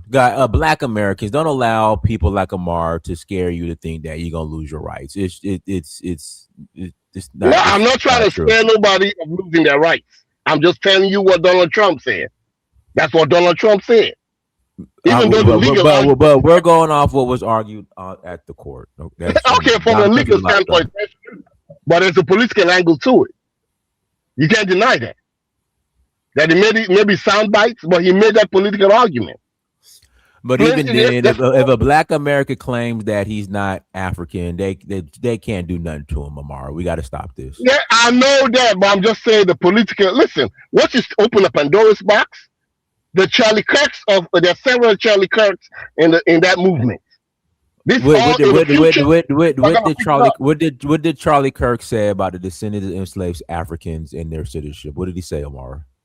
No, what it said, they didn't say anything about. I didn't know anything. Exactly. We got Amara. We got to stop. This is. I mean, I think Amara. The more you talk, the more you talk, the more ammunition you give the FBA ADOS. It's just. No, that's. I'm telling you, the FBA movement. Once you say you don't have African lineage, and your attachment to America is that. You giving up that right there. No, you're not. Amar, you're not. You're not. Stop it. You're not. Okay. I'm just strengthening because these people never stop. They got a playbook that thick and they never quit. They're gonna keep on coming. I understand, but Amar, that's just not the truth. Like, as much as I disagree with FBA ADOS, if they claim that they not of African roots, they can't come back and say, oh, you say you're not from African roots, we taking your citizenship. They just don't work like that, Amar. Let me pass the mic to Big Black. Go ahead, Big Black. Unmute yourself. Yeah. There's some underlying truth to what Amara said. I'm not saying that particular situation right there, but there's some plays that's being ran. I'm noticing as far as like I went to go type FBA as a cult on the page, and my comment was not it didn't let my comment stick on the page. And I'm wondering why. I'm like, why is YouTube not letting me say FBA is a cult? I'm noticing things like their movement is getting pushed. What is it? And it seems a lot more people are on YouTube. It's just like this movement is growing exponentially, right? And the Russian bots, there's a lot of comments. Every little page that has something about we're African American, there's always somebody leaving a comment saying, hey, I'm FBA, this and that and this. So I think they are getting pushed. There's a push being done from non-black hands. Number one. Number two, I think the continental Africans that are Pan-African, the Haitians, the Caribbeans that are Pan-Africans, we need to just come out and say that this is a group, this is a cult, because that's what it is. Don't look at the black people that say that they're FBA and say, well, they want to delineate, let them delineate, because there's a lot of black people that are not for that movement, and they can't speak for all of us. That's why you have people like me and Gola, a slew of other black people, including Dynas, that's saying, hey, we're not FBA. Tariq doesn't have the right to put that tag on all of us. You see, there's a lot of, if you look at it too, a lot of these people that talk, they're followers. They'll believe anything. Some of them believe the Indians, anything but not African. But I guarantee if reparations were being passed out and reparations are passed on to people that are only African descent, all of them would drop that Indian flag and they'll go get reparations. It's this thing, this movement right here is sick. And we need, all Pan-Africans need to speak up against this movement, because what they're trying to do, they really want to divide us. They definitely want to, I think they want to isolate African Americans, if you're totally honest. For what reason? Either they're playing something on us or playing something on some country or wherever in the diaspora, but this is a moment of isolation, and we shouldn't let it get this far. Hey, if we understand that in the 60s and 70s, when you had authors and revolutionaries telling us, hey, these guys had agents all around us. I remember going to a library and almost checking out a book made by this Black Panther, and he was the agent was basically, I mean, not the agent, the guy that wrote the book, and he was an ex-Black Panther. He basically was talking about how by the seventh day of the movement, the Black Panther movement, it was so many agents in the Black Panthers that the agents would tell no other agents, not even knowing that they're both our agents are working for the same people. So if they had situations like that back then, I'm talking about in the 60s and 70s, what do you think they have now? You know, especially if we're talking about something that's digital that can be easily controlled through the internet, you know, with different bots, and you know, we already know that the Russian bots are out, you know. And I'm looking at how this this movement is being pushed and pushed and pushed, you know. So yeah, we need to, as African Americans, as Pan Africans in general, whether you're continental Africans or from, you know, anywhere in the diaspora, you know, British blacks, whatever, we should call this movement out as a cult movement, because that's what it is. It's a movement to divide. Why did this movement suddenly come out right after, you know, the more the diaspora starts talking to each other, we open up conversations, we getting to learn each other, you know. This movie came out like 2 or 3 years, probably maybe 4 years after Dynas came out with his channel, and his channel was almost the biggest platform, pretty much the biggest platform, or black people can talk to each other around the world. Right. They don't want us to talk, you know, and come up with things amongst each other. They don't want us to do that. They want to divide us. They want to divide us. I'll pass the mic. No, I'm gonna chip up before I go. I mean, it's my turn, bro. It's my turn, bro. okay. Anyway, I'll see you guys later. Thank you very much. Have a great eve. I love. Thank you. Yeah. Yeah. Yeah. Well, Brian, are you gonna speak or are you just gonna say yep, yep? Oh, my bad, Ernest. I just wanted to say this whole thing, this whole FBA thing, all this is just what I call the worshiping the white man syndrome. Right? I don't think it's gonna change anytime soon. It's just gonna, even if we get rid of the FBA, something else is gonna pop up because it's the low esteem thing, and it's a white man pretty much worshiping the white man thing, and we all do it to some extent.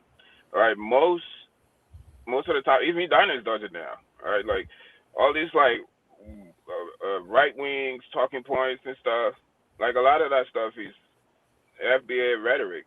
Right, it's all white supremacy talking points to some extent. Right, so I don't think it's ever gonna go away. And another thing is, I think a lot of the Africans also don't understand that a lot of things have to change for Africa to be a better place. So I hear a lot of tribalistic talk a lot of the time when I call like the Africa dude. That's why I always have a problem every time he talks, because Africa always has this like weird like tribalistic mindset, and from what I've been hearing most of the time, it's usually Nigerians. Right? Nigerians are very tribalistic for some reason, and I think it's like a good thing, which I never understood why. Like it's like a super important thing for him to be tribalistic, and He's not that's one Nigerian thing. I know. It's like though. Oh, okay. Sierra Leonese or something, or Liberian or something. But I'm just saying, like it's not just a Nigerian thing, but most of the time I hear Nigerians are very tribalistic. That's what I meant. All right, like most of the time, from a lot of Nigerians I meet, every time I talk to them, like the first thing that pops up is like I'm Igbo, I'm Yoruba, I'm Hausa. Like it's really important. Like it's really that important. And my point is, at some point, Africans on the continent, we have to like change the way we see things, right? We have to learn. I know we say that a lot, but we have to learn. I believe like slavery happened for a reason, right? because we have to change the way we view ourselves. Like the whole world view black people as one group and one inferior group, pretty much, right? That everybody feel like they're better than. Even the Middle Eastern, even the Indians feel like they're better than black people in general, right? That's why they have a caste system in India, because they feel like they're better than us. The only people that don't think we are the same people pretty much is Africans or black people in general. So that's why you see the FBA thing, or like in the UK it's the Caribbeans against Africans. In Africa is the tribe against this tribe. It's never going to change. And for the most part, yeah, it comes from Europeans, right? Europeans made it worse, right? But I think at some point, right? Like I don't think the tribe thing is that important. At some point, we have to view ourselves as better than that. I think the next phase for Africa to be a better place is that we have to not get rid of our tribes and traditions and stuff, but to evolve it, right? To take it to a better place where we focus more on what we can relate to instead of what divide us in general. But yeah, like the whole FBA thing, I'm not surprised. I'm shocked it got this. I'm shocked it got this big because at one point I thought it would die down around like 2021, 2022. I remember during the Hidden Colors a documentary came out. I was shocked. I was like, why is people listening to this stuff? This is pseudoscience. This is pseudo history. All right, I had a friend who put me on it, and I was like, bro, this is idiotic stuff. Because I remember seeing a scene on I think Hidden Color 3, and he was in India somewhere, and he showed some dark skinned Indian. I can't remember what they called, but he showed some dark skinned Indian, and I was like, yeah, see, there's black people in it too. There's indigenous people everywhere. You know, black people aren't all from Africa. And I was like, bro, it's an Indian dude. It's just a dark skinned Indian dude. Right? There's dark skinned Arabs. There's dark skinned Indians, but they're not West African. They're not descendant of West Africa or Central Africa. This is idiotic stuff. But eventually, hopefully, it will die down. But I feel like something else will be born out of that because it's all a result of low self-esteem and worshiping a white man, whatever a white man says. Because even if you listen to Tariq, all his talking point about Africans or Caribbeans is the way white people view Africans and Caribbeans. They're broke, they're poor, they stink. They have no money, they're corrupt, they steal money. Like the M dude earlier. I mean, idiotic stuff. But trust me, if you ever talk to a racist white guy, he will have the exact same talking points. Oh yeah, those Africans are like dirty. They sold other black people into slavery because of greed. They're poor, they're corrupt. Like they're not educated, right? They can't build anything. They can't build a nation, right? They've never built a successful nation before. This is all white racist talking points. And I don't know. I guess I'll come back, because I'm all over the place because I'm not really sure exactly where to go with my point. But for now, that's all I have. Yeah. I like to make my closing remarks. I'm about to step off. At the end of the day, whether we call ourselves FBA, African, or whatever, at the end of the day, it's all about power. Okay. Now I was downtown the other night, and I seen a beautiful dark skinned black sister walking with a white boy.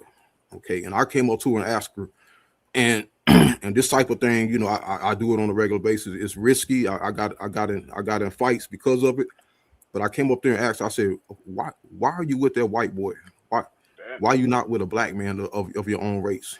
And she told me that the reason why I'm not with a black man because I want to see black man get real and step it up. Okay, and take back power. So that's what we have to understand. Okay, we have black sisters out here, conspiring with white man to erase and eradicate the black race, and that's on their own, because they have their own sick ways and own sick fetishes. But yeah, I do agree that black man should step it up and take back power. Now we have all these groups. One group, the Hebrew Israelites, saying that we should wait on God. You have the FBA saying that we should beg the white man for reparations. But those things, we might wait a long time to get, or we're never going to get. Okay, but the guaranteed way to take back power is to unite a strong army of thousands. Okay, the reality, that's how the white man conquered America. The reality was scared the hell out. That's why a lot of our people, they are scared of ancient Egypt and ancient Kemet, because the white man who conquered this country, that's how he conquered it. He followed the way of Pharaoh and Alexander the Great and all these other legendary kings and empires. They went out there and fought for it and took America.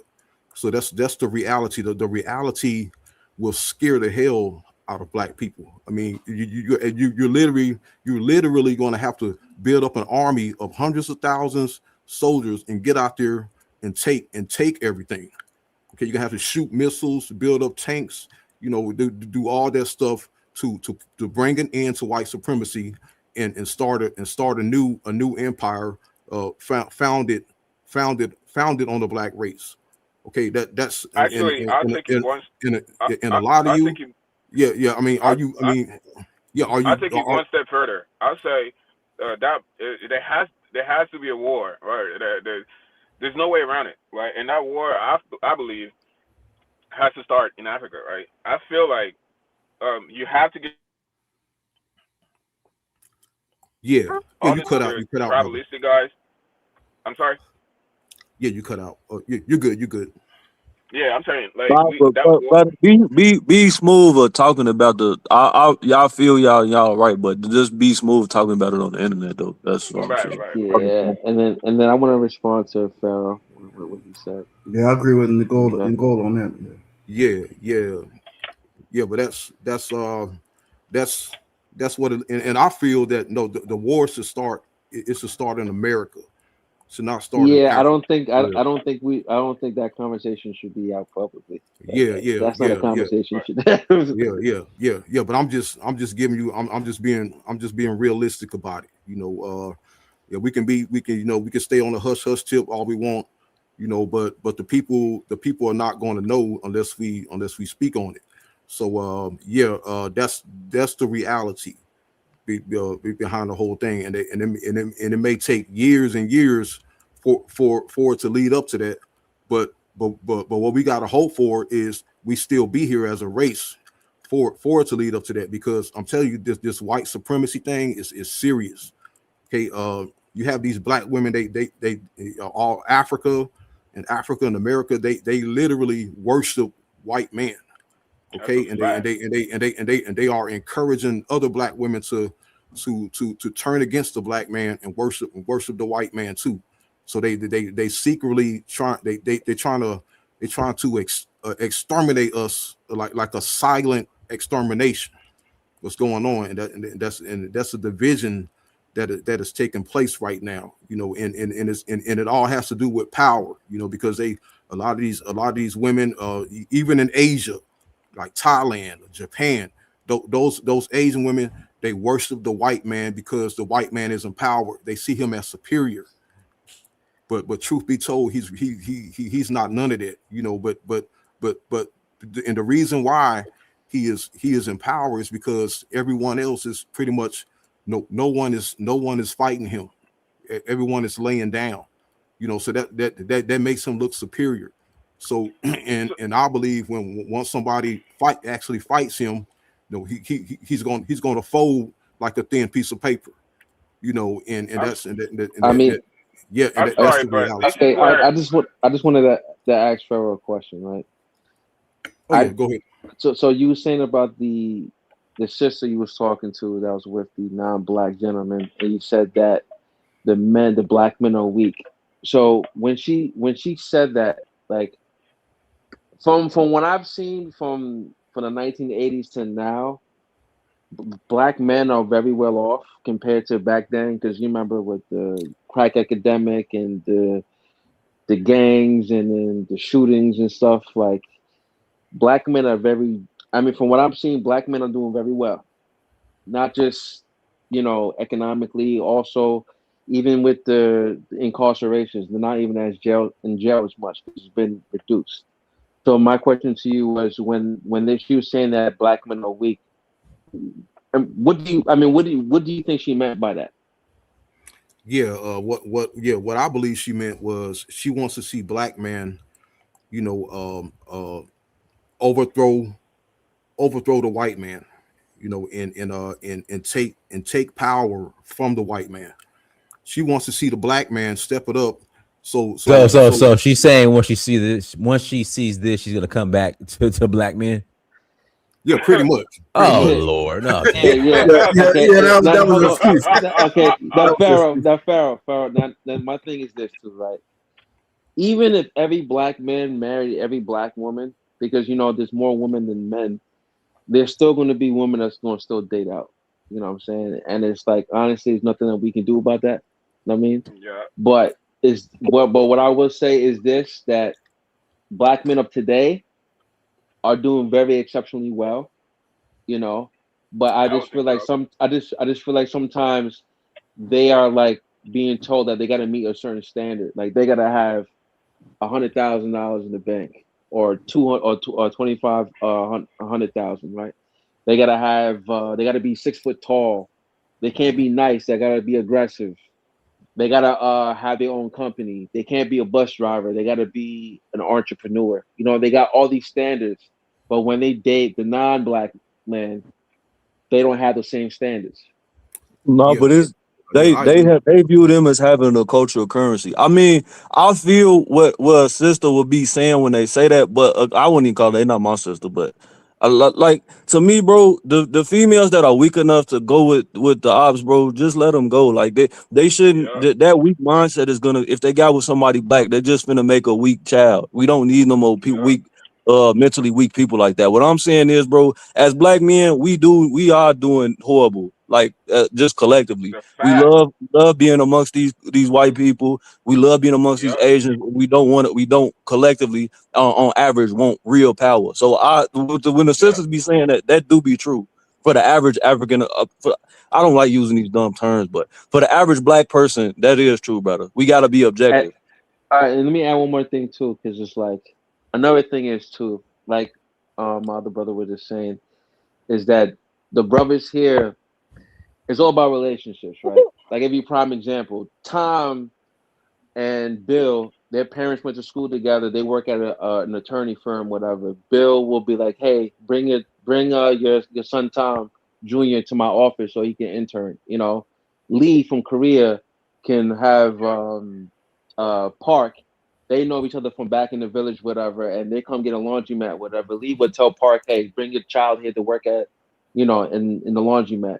Us, we don't really have that opportunity. You feel me?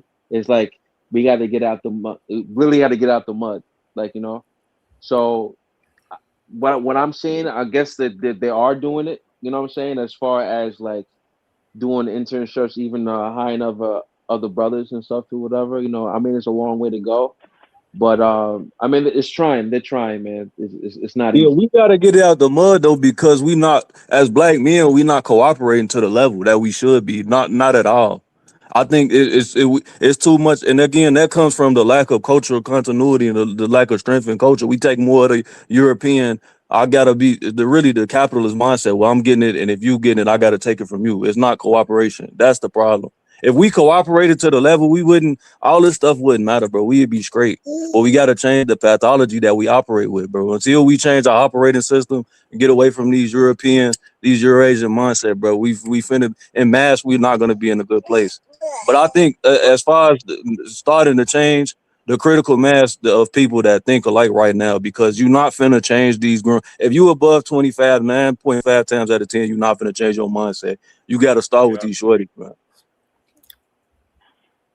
Yeah. Okay. Also, I wanted to add that we, as black people in general, I don't think we understand how bad we have it. Because in America, for example, right? Most black people will tell you they live in America, so they'll kind of follow this like white mindset. Right? They don't understand. Okay, the white man had okay, I don't want to put him on a pedestal, but they had to go through a phase where everything was very. They had to maintain a certain amount of discipline. All right, so during I guess I'll go back to like the Middle Age in Europe, right? When they had to go through the Enlightenment period, right? All these they had to be very disciplined about science and about science in general and philosophy. And we in 2026, black people as a whole, we don't take that serious. All right, and I think that's a serious problem that we should be taking serious because that's what got China out of poverty. That's what got Chinese in general and Asian people in general out of poverty. It's taking discipline very seriously. The average black person today don't take discipline or don't take scientific or philosophy as a serious discipline to follow, pretty much. And I think that's a serious problem that we really need to take seriously. Yeah. So I see what you're saying. You're saying pretty much they got to get into like the science, technology, math, and Yeah. in the And we group have like to group be economics. and we have to be more serious than the Asian, for example, or the Indians, right? Because we have a lot of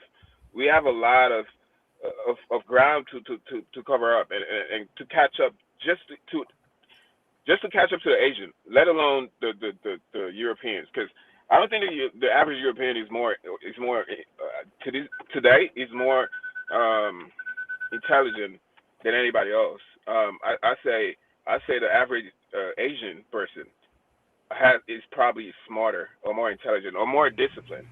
I'll use that word. Let me say this real quick. You done, sir?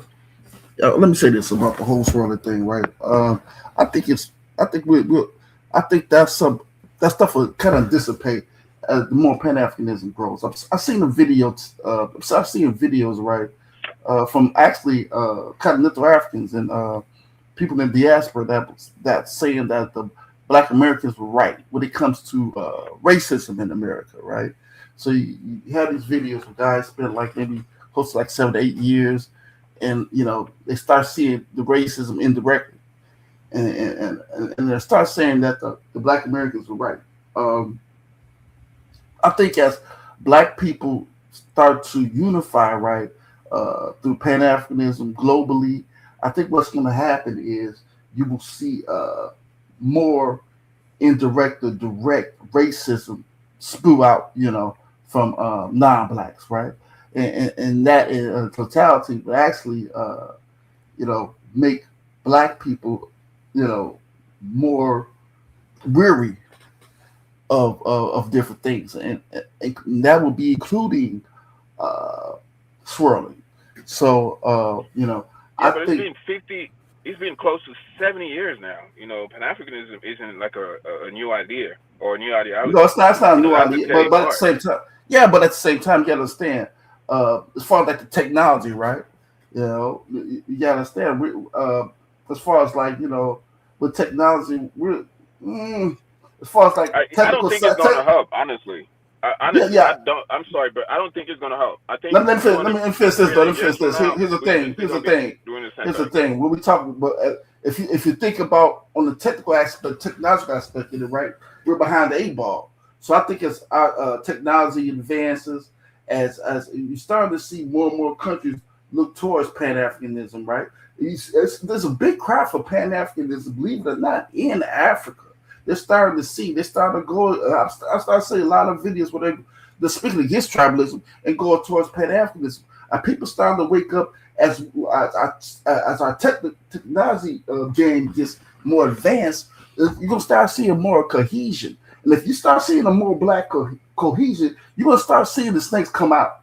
You're gonna start seeing the snakes come out. Honestly, When they come out, and when they come out, I'm believe me, when the snakes come out, Black people they still stick together. And let me I'm say not. this: when you have more and more people globally seeing that, and snakes come out, and we start sticking together, you're gonna start seeing the pro-blackness that this world is yet to see. I just want to. I'm I sorry, just bro. want I to. don't want to sound negative, right? I promise you. I know what you mean. You know, and I understand it, right? Because you saying, oh, so you know, they have phones now everywhere in Africa. They have, I mean, all over the world now. Like, so you can communicate pretty much with a black person from Brazil or Jamaica, right? But and that's my point from earlier, right? We are so far behind. We have no idea. Like the internet, right? Cell phones. That's like 50. That's like a 60-year. That was a long time ago. Like AI isn't even AI right now. Like let's say most black people want to get into AI right now. We're already behind. Like But that's they, how crazy we are but so one far thing behind. We have about no black idea. people, one thing about black folks, like the continental Africans, they play catch up real fast. You see the Well, AES is the yeah, one of the But major things my growing. big We playing big catch black. up, but huh? my point is I just want to. we'll never be able to catch up. Why? And No, that's but the what scary Because I'm. you say part. that? No. Nah, I was cause gonna add. I was gonna add something to what both of you brothers are saying, and what especially what Big Black was saying about the AEX, right? He is indeed right as far as catching up from what I've seen, especially like in Burkina Faso, especially with the deals that they're getting. Um, I'll just give you a prime example. I don't know if anyone heard about this before, right? Um, Burkina Faso has about 15 or 14 gold mines. Out the 15, 6 are state owned, and also the other 3 is owned by Burkina Bay billionaire. And the rest, they're operated by a foreign company, but Burkina Faso gets about 40% ownership of those mines, right? Then you have Niger with their the oil pipeline, whatever, which they get about 45% ownership from China. And then also you have Mali, who gets about, I think, 61 or 65% from the gold mines. They're gonna have in Russia pretty soon. They're gonna build like a gold refinery, which they can produce their own gold and stuff too. So, like Big Black is saying, they're doing it rapidly. It is happening, whatever. But what I believe, I don't think everyone is gonna be under the banner of Pan Africanism. But if everyone could be at least on doing good business, and then if we could do good business, don't have to have the same ideology, but at least do good business. I mean, that will be, a thing to proceed in. and You know what I'm But saying? what you gotta understand too, the whole interracial relationship thing, that it's been a push. It's been a push by the media. They've been working on that for a minute. Ever since like the 2000s, it's been a major push, towards swirling and this and that. And now Oh the yes, media yes. media seeing the fruits of their labor, right? And a lot of let's say black people that I won't say that know better, but that saw it as a way to, let's put as if racism doesn't exist anymore. And now there are a lot of black people now saying that that's not the case. You see what I'm saying? So I think if the more we have, the more we try to push Pan African unity, I think the better things to be personally, and we all have a part to play in, right? And we can't belittle each other's part. The one right. thing, one thing why the FBA movement is growing, I believe, is that you could just say FBA and you don't have to do anything. So the whole black people are just saying FBA, I'm FBA, I'm FBA. This some black people saying FBA, FBA, and it's growing because the only thing you do is say FBA, be FBA, this and that, and that is one of the things we have to do too. We'll have our intelligentsia, but we have to start shunning people too as far as like, well, you're not paying FBA. What have you done? The FBAs don't say that. They just shout out FBA. They come on our platforms and show their hellos, don't they? You know what I mean? Don't do anything but just type FBA and shout FBA, and they get to come on here and they give us all this fake history, uh, as to make up lies as they go, screaming FBAism. You know what I mean? But I think sometimes we're Listen, too hard on ourselves. Yeah, yeah, yeah. I get it. I get it. Trust me. I get your point. I know where you're coming from, bro. But I'm just, to me, I feel like, okay, most of the time you meet two type of black people, right? You meet a black person that's how do I put this? You know, it's not important. It's not even important. My point is, we still trying to play the white man's game, and we still trying to catch up to the white man playing his game, right? All right. You mentioned earlier It's oil, not his right? game. I'm gonna say it's not his game. Life is a power struggle. You know that. Okay. Yeah, I get it. Trust me. Like, so you mentioned oil earlier, right? Well, oil, the price of oil is only high as the demand, right? Like, and at this rate, maybe 30, 40 years from now, oil is not going to be the same price, right? Because it's mostly going to be electric EVs everywhere. So like the price of the oil is drastically going to drop, right? But my point is, we're still trying to catch up, and we still don't understand how important it is to first build a foundation in terms of what we want to do next. We have to be disciplined and create a philosophy on what we want black people to be like 50, 70 years from now. Until we do that, all we do all we pretty much doing is trying to catch up, playing catch up games, and it's not going to happen because we don't control the market, because we never created a market for ourselves. I know it sounds kind of confusing. Hey, guy, we got to pass the mic because I got to close out soon. D Red, go ahead. Can y'all hear me? Yeah, go ahead. Yeah. No, I kind of actually agree with the last, but I kind of agree with you saying we got to create our own markets and create our own shit. You know what I mean? So I agree with him. What he was saying was real. You know what I'm saying? I was listening to the brother. He actually made some sense. You know what I'm saying? I just came up here to say, man, like y'all made me have to go do some research on Tariq, man, because Pan Africans talk about Tariq like he a boogeyman. So I had to go research him and start listening to his talking points, man. And the more I listened to his talking points, I started realizing it was Black American Pan Africans that gave Tariq power. They empowered Tariq. And the reason why I say that is because as a person that used to be a Pan Africanist, I can say that what turned me off is the weakness that Black American Pan Africanists showed. There's no way in hell I'm gonna be trying to talk unity and just let motherfuckers shit on people from my culture, and then I'm just gonna sit there and smile and kiki and cockeye with them and act like they. I ain't gonna. I have too much Black American pride to do that. You see what I'm saying? So And every African, Black so every Americans that continental allowed that African does shit. that. So every continental African does that.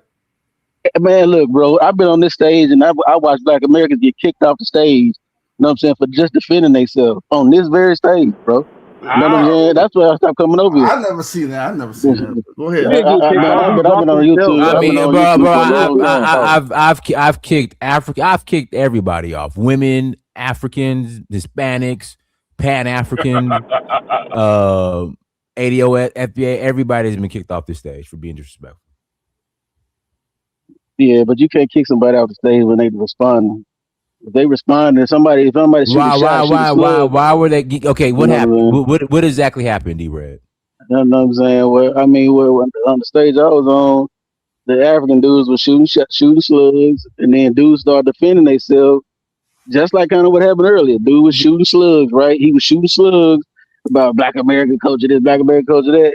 Nobody was saying that except the inarticulate dude that was a Black American. He wasn't saying that. He was trying to say something, but he wasn't sounding too good. But nobody said nothing. And so what I'm saying is, what ends up happening, he didn't get kicked off the stage because how is that fostering unity? That never happened. And do me a favor. Hold on, D Red. Do me a favor. Like, if you could find the actual show and the minute mark that happened, that was years ago, bro. That was years ago. Well, then we gotta just, I don't know. I happened. know everybody's been kicked off this show. All right. You know what I find out with people that I guess Black African Pan Africans is that they act like as if like 80% of Black Americans pro-Black.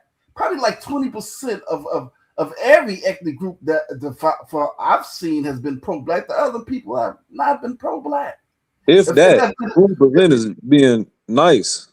Right. It's like, listen, man. I mean, I remember when being pro-Black, it was before Pan-Africanism was the stuff, you know. When it was being pro-Black, you know, was looked at people looked at people that were pro-black as slaves. I remember that in the hood. I remember that in the community. So now Tariq comes in as if every African American was pro-black. No, that was not the case. We need to stop like fantasizing as if like in the 90s and in the 80s everybody was all pro-black. If that was the case, we wouldn't have had all the crack in our community if everybody was pro-black. Stop it. Our music reflects pro-blackness. If we were 80 and 90% pro-black, our music would reflect that right now. And it has it since the early days of hip hop.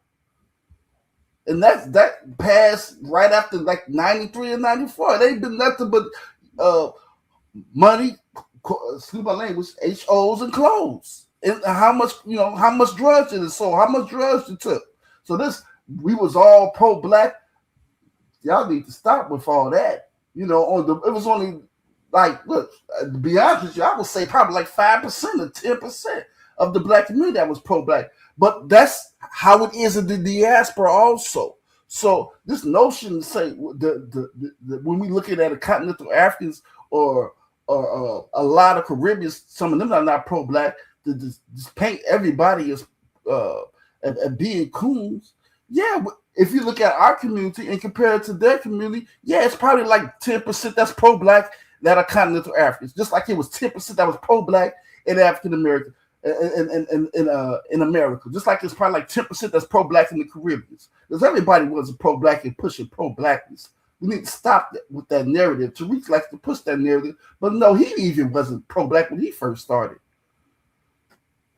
I mean, he might not have been. He wasn't. I can't say he was pro-black, but what I'm saying is, like, even what you said is not necessarily historically accurate. You see what I'm saying? Like, people may not have been a part of a necessarily organization, but how people move. Like, if you study the Lowndes County Freedom Organization, if you study how they built in John Hewlett, who built that shit up, you'll start understanding that most of Lowndes County, Alabama, once they organized, they got on code. You see what I'm saying? When you understand about the Regional Council and Negro leadership, TRM Henderson, you know what I'm saying? I mean Howard, Howard, I'm sorry. You know what I'm saying? And how they organized and how they built a fortress around Mound Bayou, Mississippi, and how they built up Jackson, Mississippi. You know what I'm saying? And how they built them pretty much like how they built them up. So you'll see that it was a lot more than 10%. Now everybody may not have been a card carrying member of said organization, but they rocked with how the particular organization rocked. They got on with them. They helped them. They hid people that may have gotten into a certain situation with white folks. They hid them.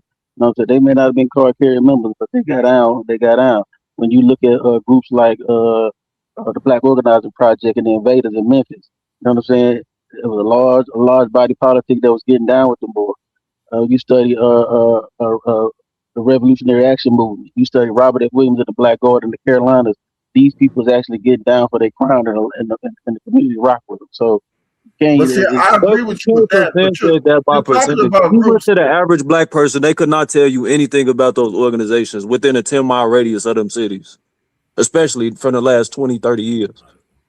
Like, can we stop being disingenuous, brother? Please. Yeah, because you're talking about most black people don't care nothing about they don't care about nothing about doing for self or nothing, bro. Most black people are content being consumers, bro. Can we stop? I mean, that's where you at. Because where I'm at, you wouldn't be in this position if this critical mass existed that you talking about, bro. Y'all be in fantasy land and be delusional.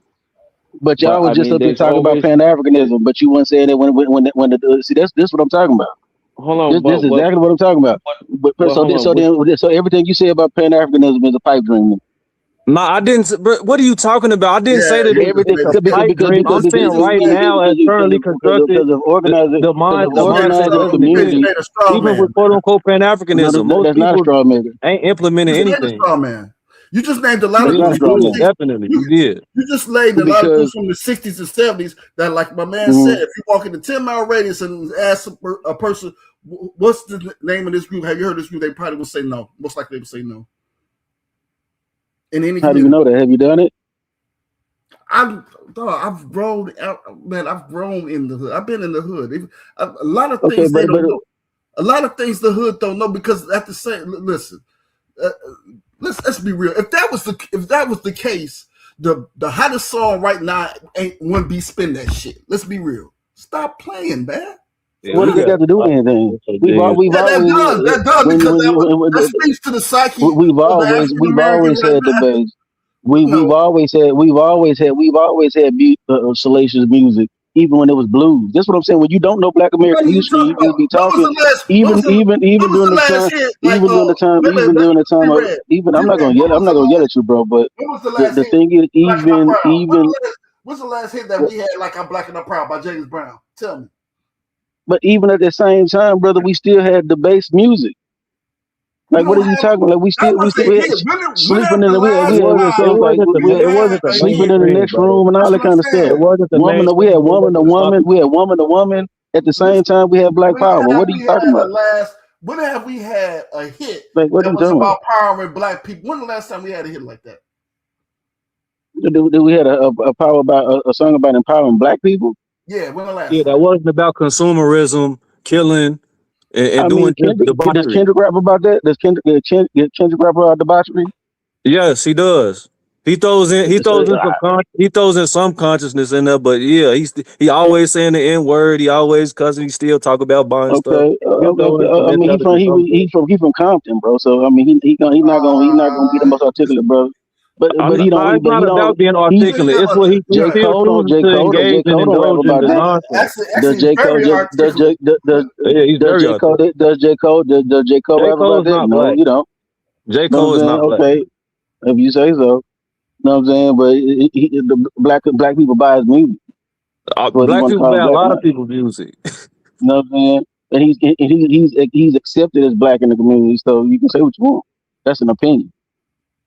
But even J. Know what I'm J. saying? Cole don't say He don't rap anything about it. that's getting nobody no power. He's consumerism too, bro. Like you talking about these entertainers, bro. Like brother said, bro. Y'all brought Nobody, him up. I the didn't bring black him up. people in the United States are not on no do for self, trying to be self sufficient stuff, bro. It's just not the case. And we got to stop lying and acting like that's the case. Most black people are content being consumers. That's why this FBA stuff is so popular, because they just want to be, they want to leash off the United States and cool. And they just trying to find a way within their mind to where they can rationalize it to where it's just not going Actually, against their it's being. not, bro. That I is actually what been it on is, Twitter bro. space. That's I actually exactly been on what it Twitter is. spaces and actually talked to the people.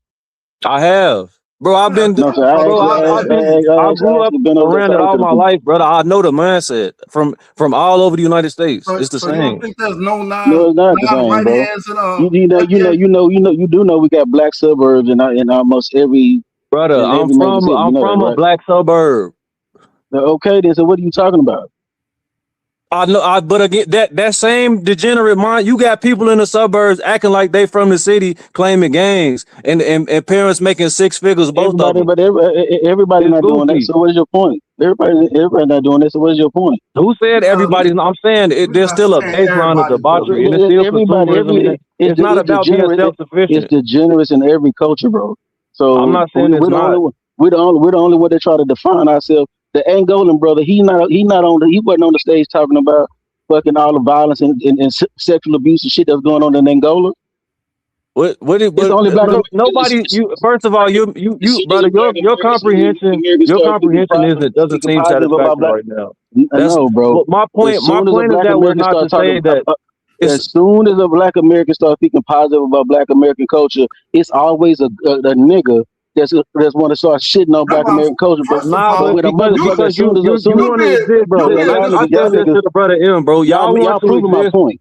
You want to exist in a realm that placates to your ego, and you're not objective. You're proving my point. You so pro-black that you still use the N-word. Facts. Like I don't even. So what? No, so what? You calling people N-word? That's what I'm saying. So what? You haven't broke the slave. Y'all are more upset. But y'all ain't come off y'all mic and say nothing when that dude was shitting on Black American culture. Y'all was quiet as a church house mouse. Dog, the guy that you're talking about, the one that you're talking about, he's an African American. He just got off the mic. The one he's from Angola, bro. The dude was from Angola. No. That's what he said. No, he did not say that. This dude is from the United States, dog. Let's do it from United States. The guy that just talking from the United States. I'm not talking about the guy that just talking. That's the one that said something about African Americans. That's the guy that said African Americans don't have a culture. And when I came on, didn't I, Dynasty? When I came on, I said African Americans do have a culture. When I came on, but when when he got to talking, then you start saying, "Well, yeah, I agree with you. Yeah, I agree with you." No, so, bro, you started crawfishing. I agree with you was moonwalking backwards faster than Michael Jackson. Get out of here, man. I agree with some of the things. You ain't stand on. You ain't stand on business. The guy from the United States. The guy. But that's the point. Y'all don't stand on business. The guy, the quote unquote, the guy will be FBA on paper, quote unquote. That's why I came up. I said, no, we do have a culture. I understand what you're saying when you say, yeah, there's some European culture. Yeah, of course we have some European culture being over here. But I was telling about the African continuity that we have that came over there, that came from slavery, not from slavery, but from Africa. When we came over here, the things that nobody can take from us, and we used that. We used some of the European culture, but we made our own stuff. And I went to talk about the numbers that were ran in Chicago that we didn't make from slavery. That didn't come from slavery, but which was illegal at that time, but now it's legal, and it's called the lottery. Yeah, the black dude that ran the racket in Chicago. Yeah. Yeah, that's what I'm saying. And I came up and said something about that. That's the word that I talked to. He agreed with me, but he agreed with me with that, and then we just left it at that. But I guess he was trying to say, he was talking about the brainwashing that was going on in slavery. I think that's what he was talking about. Yeah, but a lot of countries are brainwashed. That's what I'm saying. Nobody comes on these stages and air their business out. Nobody, you're not gonna hear most of the time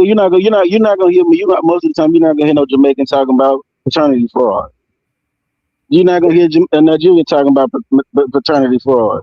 You're not gonna hear these motherfuckers coming up and talking about it. They're not gonna hear that shit, bro. Guys, what was your show yesterday? He had a show yesterday where they was coming in talking about nothing but Africa and different parts of Africa and what's going on in Africa. He does that all the time. Oh, you talking about what passport, King? All right, guys. Hey, guys, we got to close out. Everyone, thank you so much for joining. Like, share, subscribe. Till next time, family, Dynasty, Mirror, search for Uhuru. Peace. Big Black.